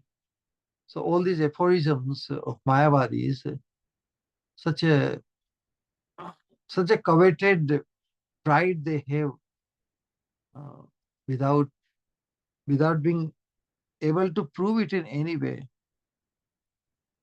Uh, our pride that we are Krishna's, Dasosmi, but they don't say uh, that I am Das, I am servant. Servant means I am subordinate, but they think I am of the supreme element. So that kind of pride self deprives oneself. And then we must be able to offer respect to others. Pride. And so these are the things we have to become free. So all these practical things, not coming to their senses, the Mayavadis just violate, they just ignore the reality of our situation, that we are in subordination, we are dependent being. We are not what we cannot be. But they insist. That is the greatest illusion, that very consciously they think of themselves what one cannot become. But a devotee, when he appreciates that he is Krishna's, he's subordinate of Krishna's servant, then he can also appreciate Krishna residing in everybody's heart. Then he is able to respect, offer honors to others. So this false ego, the impersonalists, the Mayavadis, so that ego, that I'm so important, I'm the greatest, I am it, I am Ishvara. This tendency is our worst enemy. So we are advised in this third sloka of Sikshastakam to deal with this prestige and position in a special way. We should not let that tendency to create havoc for us, self-deprivation, because then we won't be able to blame anyone. Everybody is very eager to blame others so that he can be spared. But if we are stuck in the hankering for honor and prestige, then we are in a very plagued situation, sick situation. That's why Chaitanya Mahaprabhu says, You must not desire respect from anyone or even from the environment itself. You know, but, rather, perceiving Krishna's good hand under all circumstances. So that kind of attitude, tattenu kampam susamikshemano, one analyzes the situation that it's only Krishna's mercy. Shouldn't we think that if we are able to think of Krishna in such a way, you know, then and then alone we will be able to imbibe the message of Mahaprabhu. Without developing this mood, we will be again stuck in this material atmosphere and stay ordinary. Mahaprabhu is advising us that is wonderful and sublime experience one can have through Sankirtan participation, but things which cause our spiritual suicide is the lack of proper attitude. Due to lack of proper attitude, we find it very difficult to become, to feel as insignificant as the blade of grass. If we think of our existence, this whole universe, what is our position? We cannot then pinpoint on a big world map. We cannot pinpoint where I am, And with little so-called material aggrandizement, we think that we are so important, so big and powerful. We are actually nothing. Blade of grass can be even seen, We are so small, so insignificant. The whole world map, where is one country, which country we are situated, which city, which district, which area, which house, and in that house, where do I exist in this house? Can we pinpoint our position in the world map? We are utterly insignificant, and still our false ego hankers, desires for respect from others, So that is the disease. So simultaneously, the two opposite tendencies. If you want to receive the fortune of being able to Kirtaniya Sadahari, these things are necessary, but only through proper association and properly appreciating that how much Krishna wants to bestow his mercy. We simply have to be ready to receive that mercy with minimum punishment, even if you want to call it. If with minimum punishment, if we are able to receive the highest grace, that is intelligence. No? What is a symptom of an intelligent person? That with, like Srila Prabhupada says, making the best use of the bad bargain. So the material atmosphere, no situation is foolproof or obstacles free. But if the vision of the absolute has been granted to us by our Chaitanya Mahaprabhu, and we have been connected to the parampara and the association of such stalwart devotees whose vision of the absolute has been awakened incessantly. They are incessantly enlightened and awakened in the absolute vision. Then, becoming connected to them, we can also transcend all these situations which keep us stuck here. Of course, but when it comes to dealing for the benefit of others, as far as tolerating for oneself, thinking of oneself as lower than the blade of grass, that's all right. But when one is playing an important role for the benefit of others, we cannot remain careless in the name of humility and all these things. So I will use one example from the life of Bhaktisiddhanta Saraswati Thakur, and then I will stop.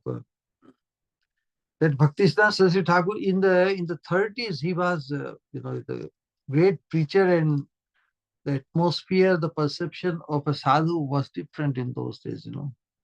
In those days, Bhaktisiddhanta Saraswati Thakur used to ride in a big car. You know.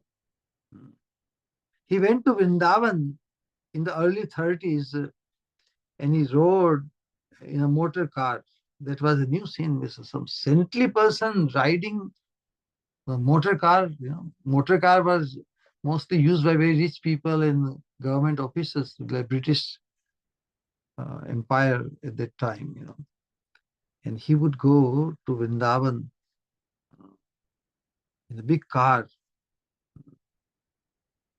So, what was his role? So there he heard in Radha Kund gossip that one Brahmin, so-called local Brahmin, calling himself as Brajvasi, or claiming him to be a Brajvasi, and so elevated that we are the high-class Brahmin, and we can bless Raghunath Das Goswami, because Raghunath Das Goswami, in his highest humility, he's describing himself as, he's describing that hankering for the mercy of the Brahmanas, Subhur Jana, Bhusur Gana, Bhu matlab this land, Bhumi, Sura means Devta or worshipable, high class people, there's Brahmana. So Bhusura Gana means the Brahmins. So he's begging blessings from the Brahmins who are the Devtas of this earth. So he's saying that because Raghunath Das Goswami is praying for the mercy of Brahmana, so we can bless him to fulfill this. So when he heard this gossip, Bhaktisiddhanta Saraswati Thakur felt so disturbed. Raghunath Das Goswami, who is the preceptor of the highest conception, Prayojan Acharya, the love of Krishna at the highest level, the Manjari Bhava. And he's just in order to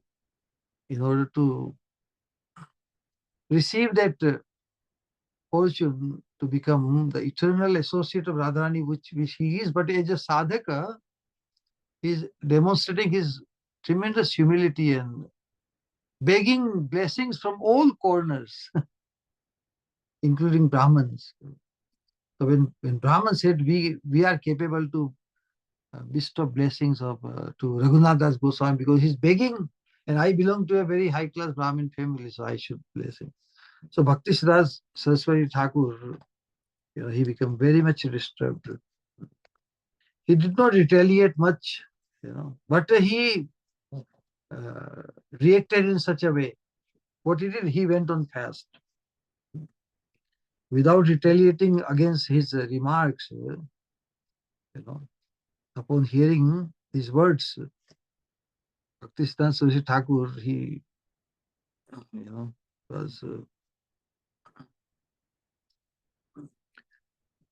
he was at that time Radha Kund. He began fasting, and he just lamented that in Radha Kund I have come and I have to hear such nonsense. I have to hear this. This fellow is under the control of lust, anger, and greed, and he says that he can show his grace to Raghunath Das Goswami, the most respected preceptor in our line. And I am here to hear this. For this reason, I came to Radhakund. So without retaliating, he just went on fast. So then all the associates of Bhaktisiddhanta Saraswati Thakur, they all went on. The whole camp went on fasting, and this news spread around Radha Kund, and one respectful gentleman, when he knew that, oh, great sadhu has come, and he's just hearing this remark, he's on fasting, you know. So he became very concerned. Then what he did, he just called upon that person who was blaspheming by saying this priest.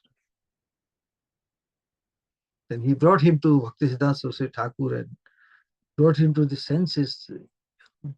What kind of horrible aparadh you have performed? And the sadhu, without retaliating, he just went on fast.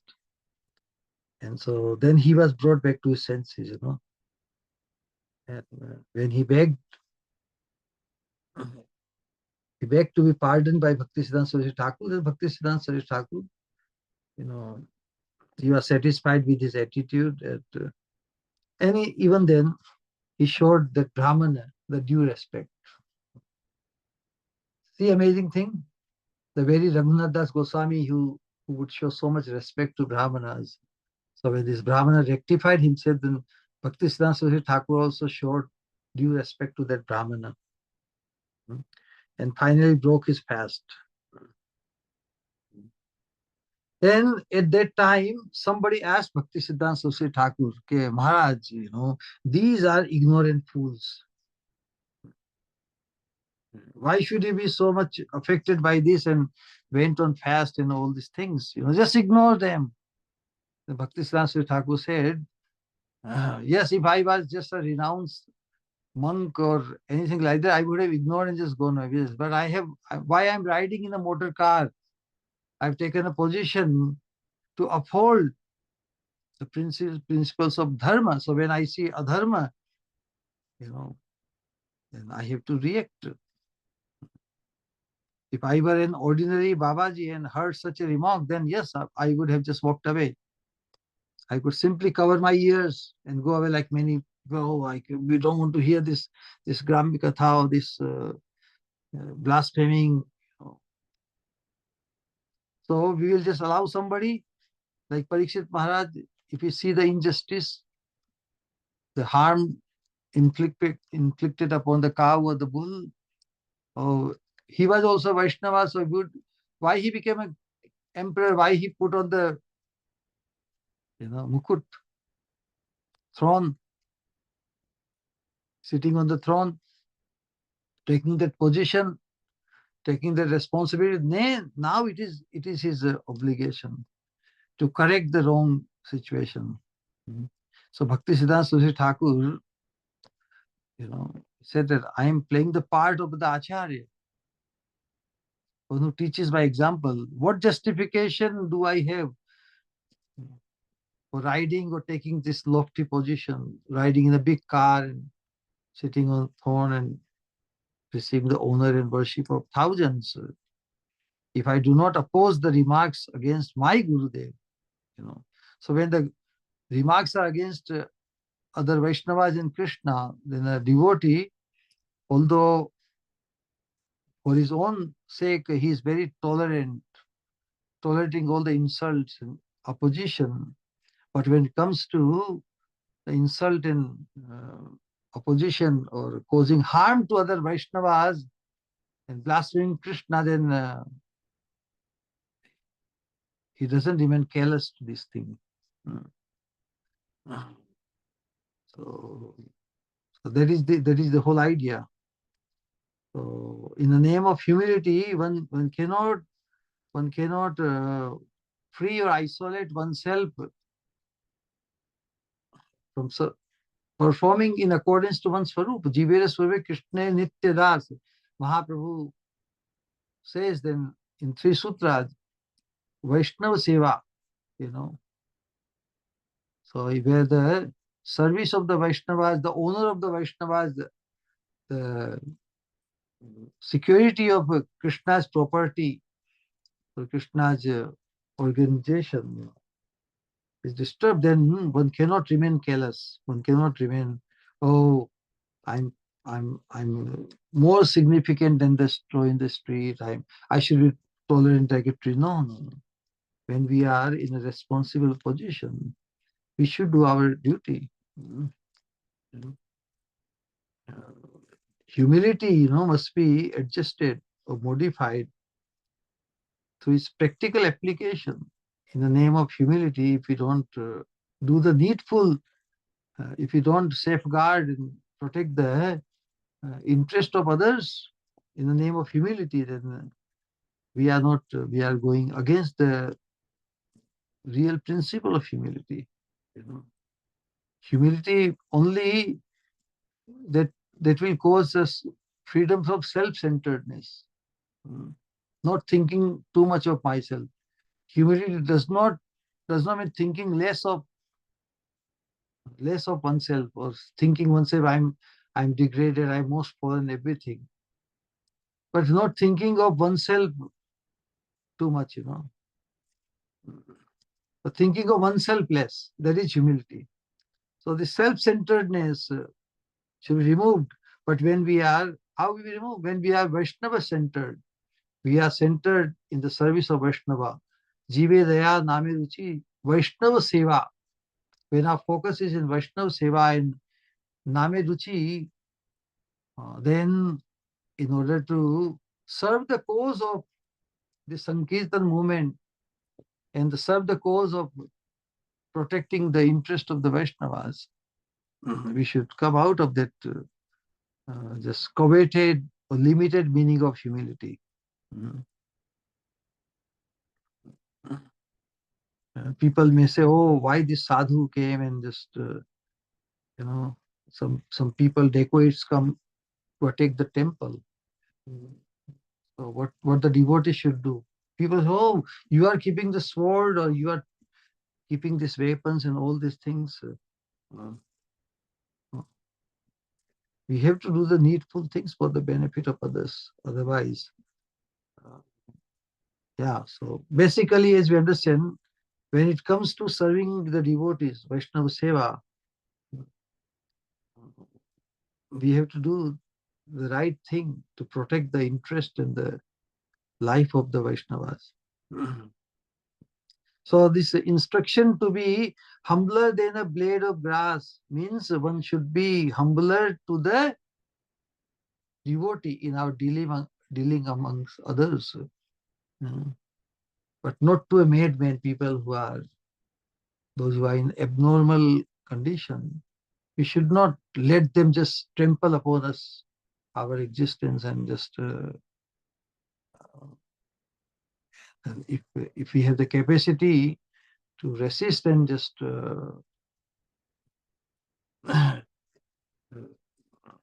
stop them from harming the Vaishnavas and Krishna's interest, that would be the proper utilization of humility. You know? To other devotees, one should be humble, but one should not be humble to a madman, because madman, like a snake, he will harm other living entities without any cause. This why in Srimad Bhagavatam, in the teachings of Prahlad Maharaj, Srila Prabhupada also quotes that first time he heard from Bhaktisiddhanta Thakur that a saintly person also feels great jubilation when a snake is killed. So Prabhupada used to wonder, how is that a saintly person? He is like equivision, he has merciful glance upon all living entities. Why he feels the joy when the snake is killed? In Srimad Bhagavatam, the Prabhupada says, when in seventh canto, Prahlad Maharaj, when Hiranyakashipu is killed, so snake-like without no for no fault on the part of others, he would harm them. So the snake-like Hiranyakashipu was killed, then the saintly people also expressed their joy. Of course, a lot of opportunities were given to him to rectify himself, but he was becoming such a big disturbance. So the Lord intervened, and he appeared as Lord Nrsingadev and killed the snake like Hiranyakashipu to rescue all the living entities or devoted people from the onslaught of Hiranyakashipu. So the whole idea is, when Krishna has given us the intelligence and the means, we have two roles simultaneously to play sometimes. For oneself, individually, we will remain tolerant and thinking of ourselves very insignificant. But when it comes to performing our duty in Vaishnava Seva, we should resist. We should fight against the madmen or people who are creating disturbance to the healthy life of the devotees, like that. So thank you very much. There's a lot of message further we will discuss in the second sitting. A lot of wonderful realizations and examples of great devotees. We will further discuss this point. So four things, Trinadapi Sunichina, Tarorapi Saishnuna, then Amanina Manadena Kirtaniya Sadahari, the effect that will take in the next sitting. So thank you very much. Any question or comment anybody has?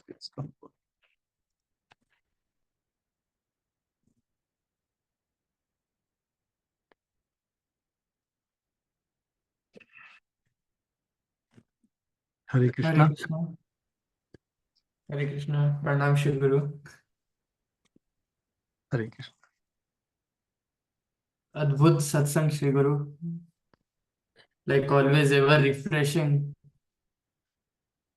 Always bringing new realizations and setting us up for the upcoming week. And just by listening to you, Shri Guru, we realize that what Mahaprabhu is teaching, I've been doing actually opposite of it. Being as tolerant as a tree and as humble as a being as humble as a tree and as tolerant as a grass. Doing the complete opposite. By your divine message, I get this opportunity to check myself, Shri Guru, and progress further. Koti Koti Pranam, Shri Guru.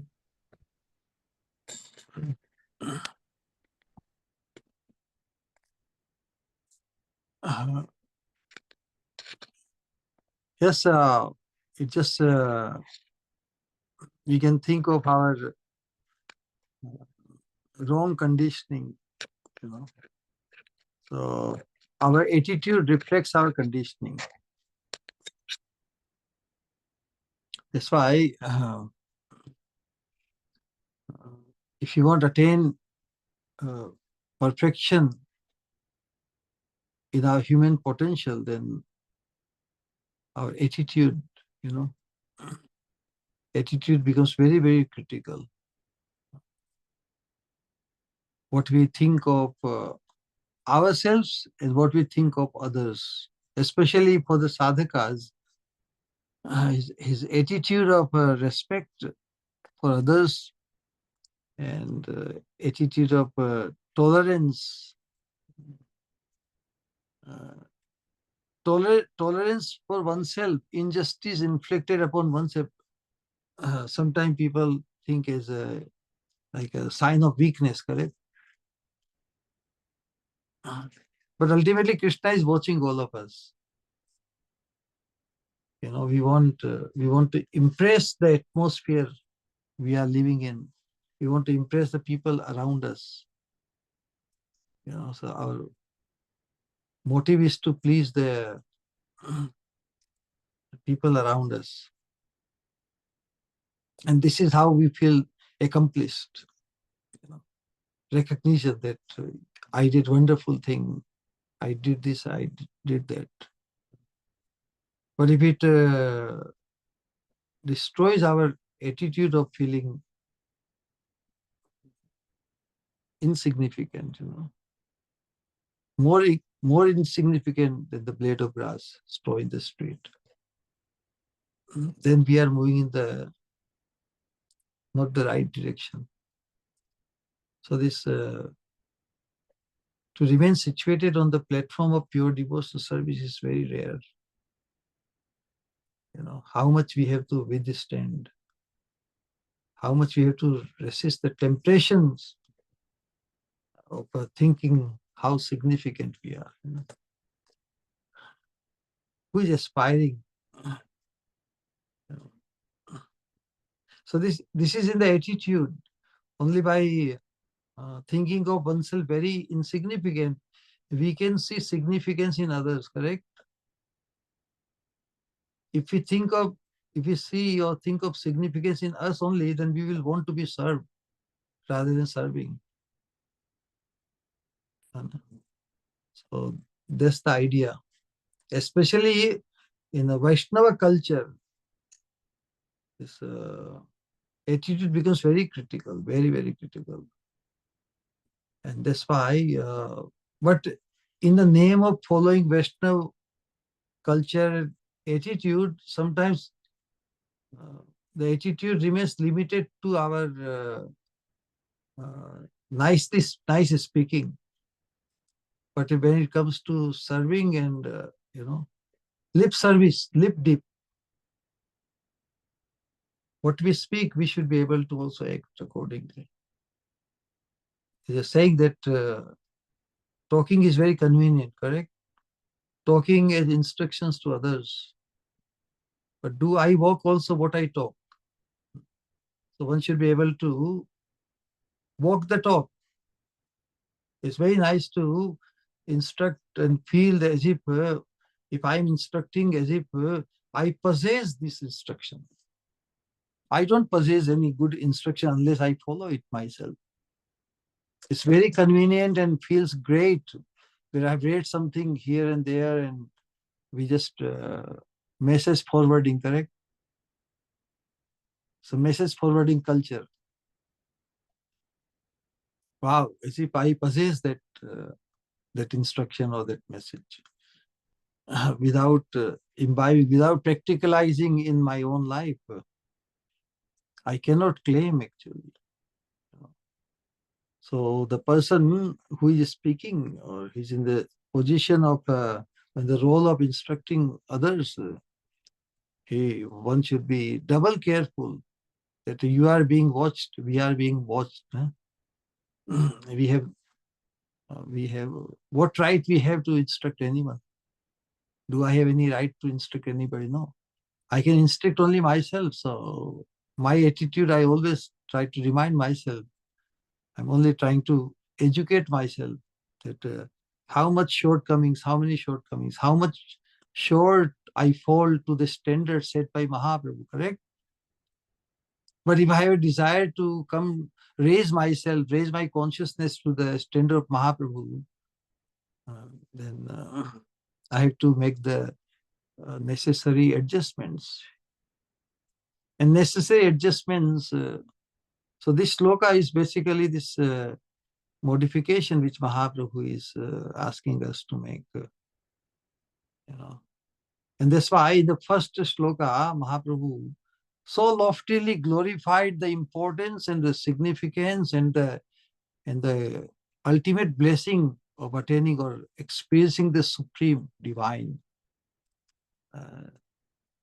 If we have developed sufficient fascination to the glory of Sankirtan, then hopefully we will be ready to make this necessary modifications and the change of attitude in our life. So that's why Mahaprabhu first presented a thesis. No? Thesis means something very wonderful to get. And what can deprive us? That's in second sloka. And what is the solution? Solution is this change of attitude. So third sloka we are covering. We are in the middle of third sloka. We will discuss a little bit more in detail because we covered basically 2 points, Trinadepi Sunichena, Tarorpi Saishnuna. That Amanina Manadena, little bit we covered, but they will further explanation. Hare Krishna. Pranam Shri Guru. Hare Krishna.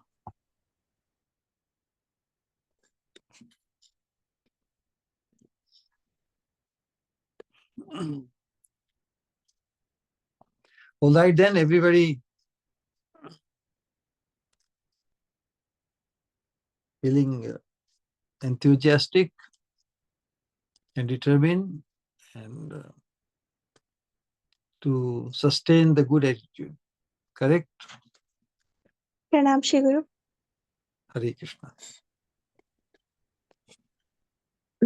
Adbhut, Adbhut se bhi Adbhut, as always.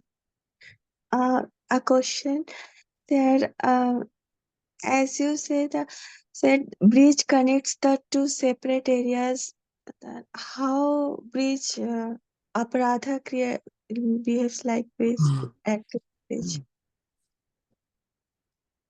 Because in the Matsarya, in the consciousness, the Vaimanasya or Matsaryam, one cannot stand the glory of the others. That's the point.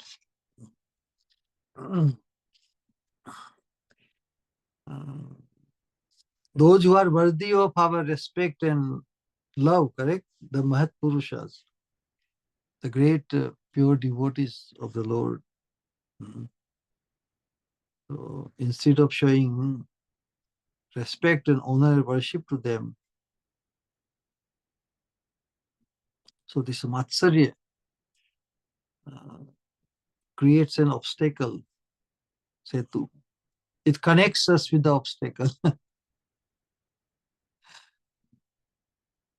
One should become very close to the pure devotee of this stalwart Mahatmas, correct? So instead of directly connecting to a pure devotee in a service mood, it creates a bridge of obstacles.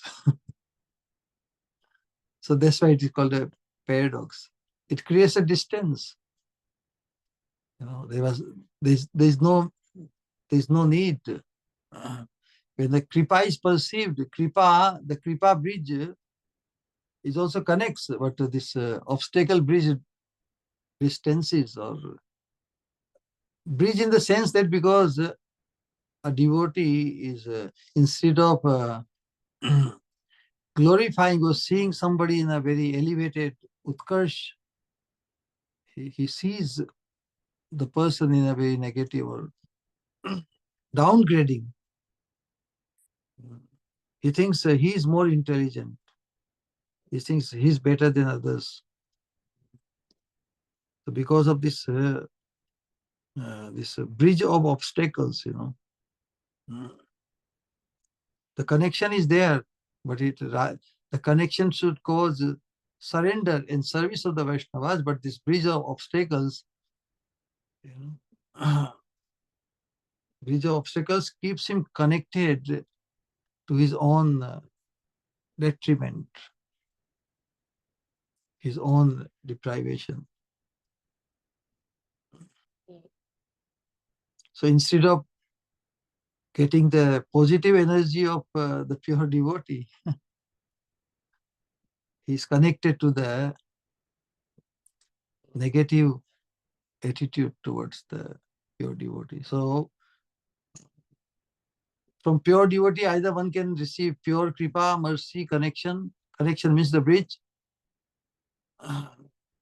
And in Vaimanasya, one is connected to the pure devotee with a negative feeling. That's why it is called, and that's the bridge of obstacle. You are connected to the wrong end. That's why it is the bridge. All right? Instead of seeing the positive through that bridge of obstacles, instead of benefiting, he's like downgrading his consciousness. He's self-depriving. So it's a bridge of self-deprivation. This Matsuri is called the bridge of obstacles, a bridge of self-deprivation. But because if he's not in touch with that Mahatma of the pure devotees, and out of sight, out of mind, he is not envious and he is not. But this Matsarya connects him to this bridge of obstacles for himself. So this Parotkarsham asahanam, he cannot stand the glory of others. And always thinking of that person, but in a wrong attitude, in a wrong thought.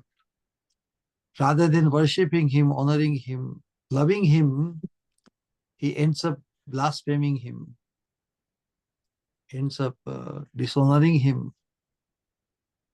So his this Matsarya becomes the bridge of obstacles for him to attain the perfection of human potential.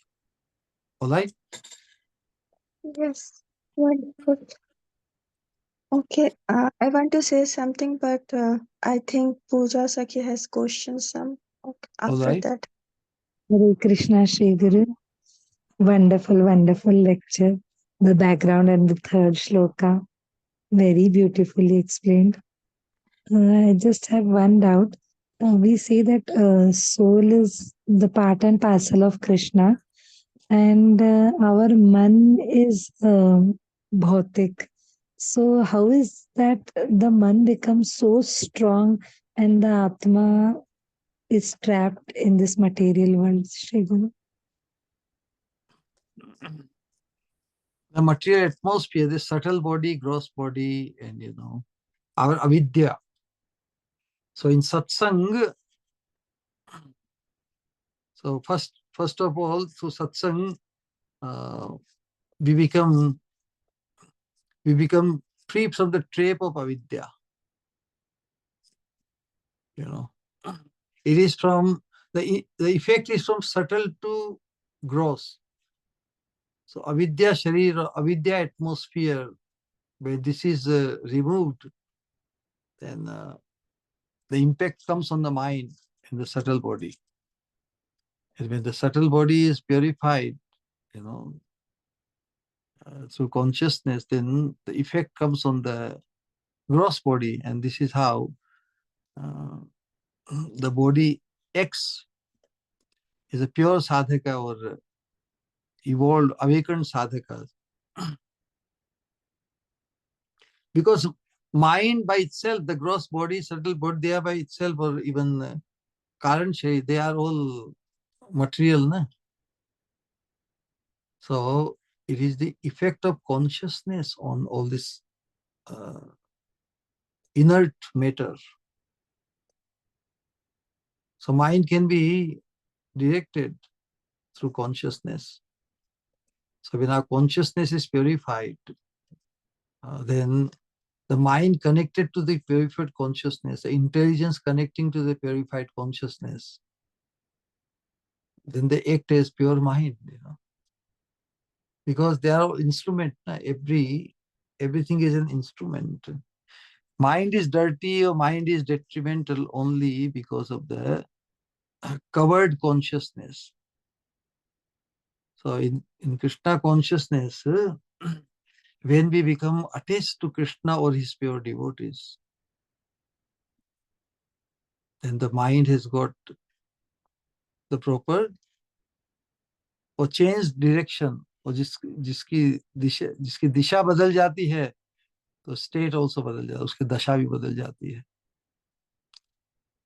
Mind तो जो है सब वो whatever is fed to the mind acts accordingly, dirty or good, duality. So when mind is become blessed with the association of pure consciousness or Krishna consciousness, or when consciousness is, one becomes conscious of a pure devotee, then his mind until now has been acting like negatively or horribly. Same mind now thinks of the positive, and attitude, everything changes. Because mind by itself is inert. No?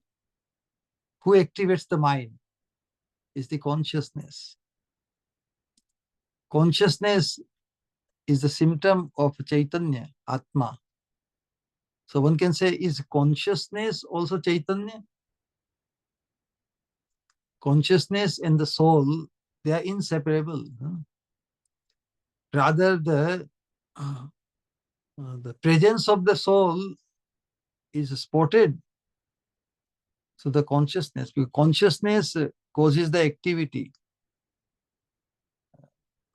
Consciousness is life. So in our consciousness, the attitude of the soul, when it is changed, then it influences the mind also. By mind itself is not a culprit. The culprit is polluted consciousness. So consciousness, although it is a symptom, consciousness is a Chaitanya because it is non-separated from the soul. But it has a tendency to be covered by matter or matter. And so it is, so when consciousness become surcharged with the thoughts of Krishna or his pure devotee, then our mind has the rule over the mind and intelligence is our consciousness. Na? Mana, buddhi, ahankar, and chitta. Chitta is described as polluted consciousness, which is our present state. So through satsang, when our subconscious or the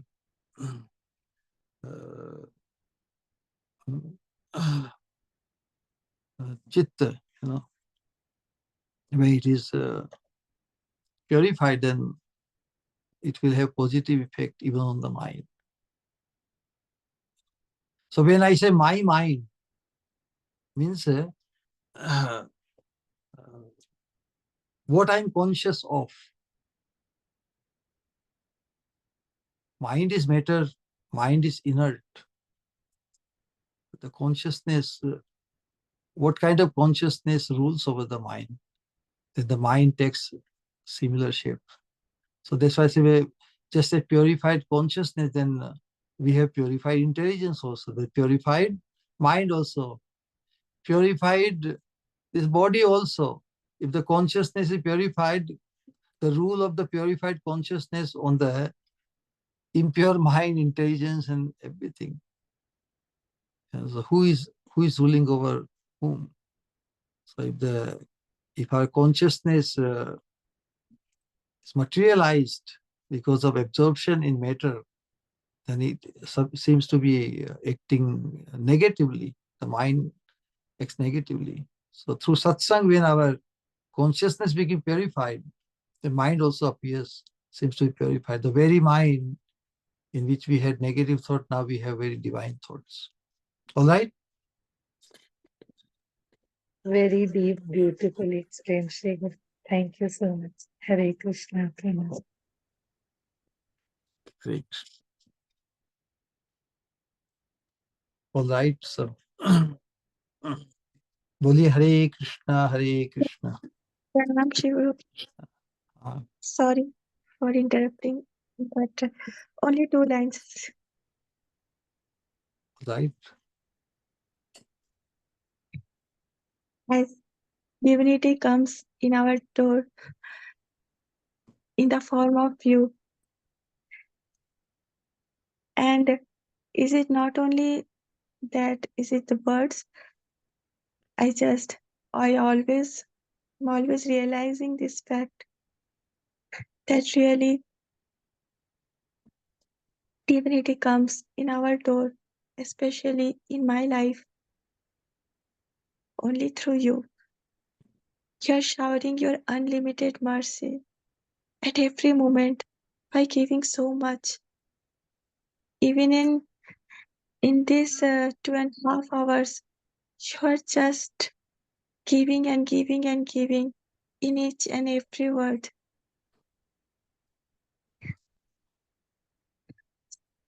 So that's so beautiful, the examples which you have given, even the Saraswati Thakur, Bhakti Siddhanta Saraswati Thakur, and yes, how we should tolerate pain in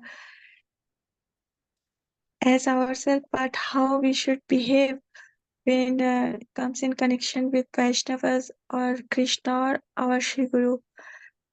So beautiful. And but since eternity we are depriving ourselves. But now I really don't want to deprive myself. So I just अगर हृदय को खाली नहीं करूंगी तो कृपा को धारण कैसे करूंगी?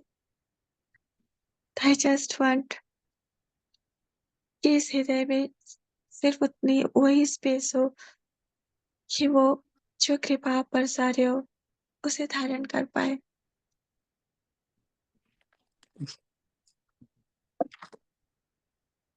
Thank you word is never ever sufficient. But thank you, Shri Guru. Thank you for everything.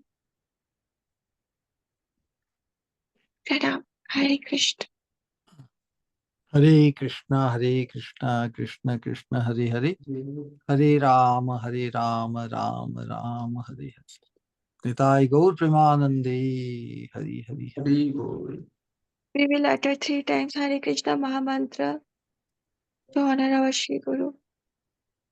Hare Krishna, Hare Krishna. Hare Krishna, Krishna Krishna, Hare Hare, Hare Ram, Ram Ram, Hare Hare. Hare Hare Krishna, Krishna, Hare Krishna Krishna, Krishna, Krishna Krishna, Hare Krishna, Hare, Hare Hare Ram, Rama, Ram, Hare Hare Hare. Rama, Hare Krishna, Hare Krishna Krishna, Krishna, Hare Hare Krishna, Hare, Krishna Hare Hare Ram, Ram, Rama, Hare Hare. Hare Rama, Rama Hare Rama, Hare Ram, Hare Ram, Ram Ram, जैसे कहेंगे भक्ति स्वरूप गोविंद महाराज जी की जय. जय Jai.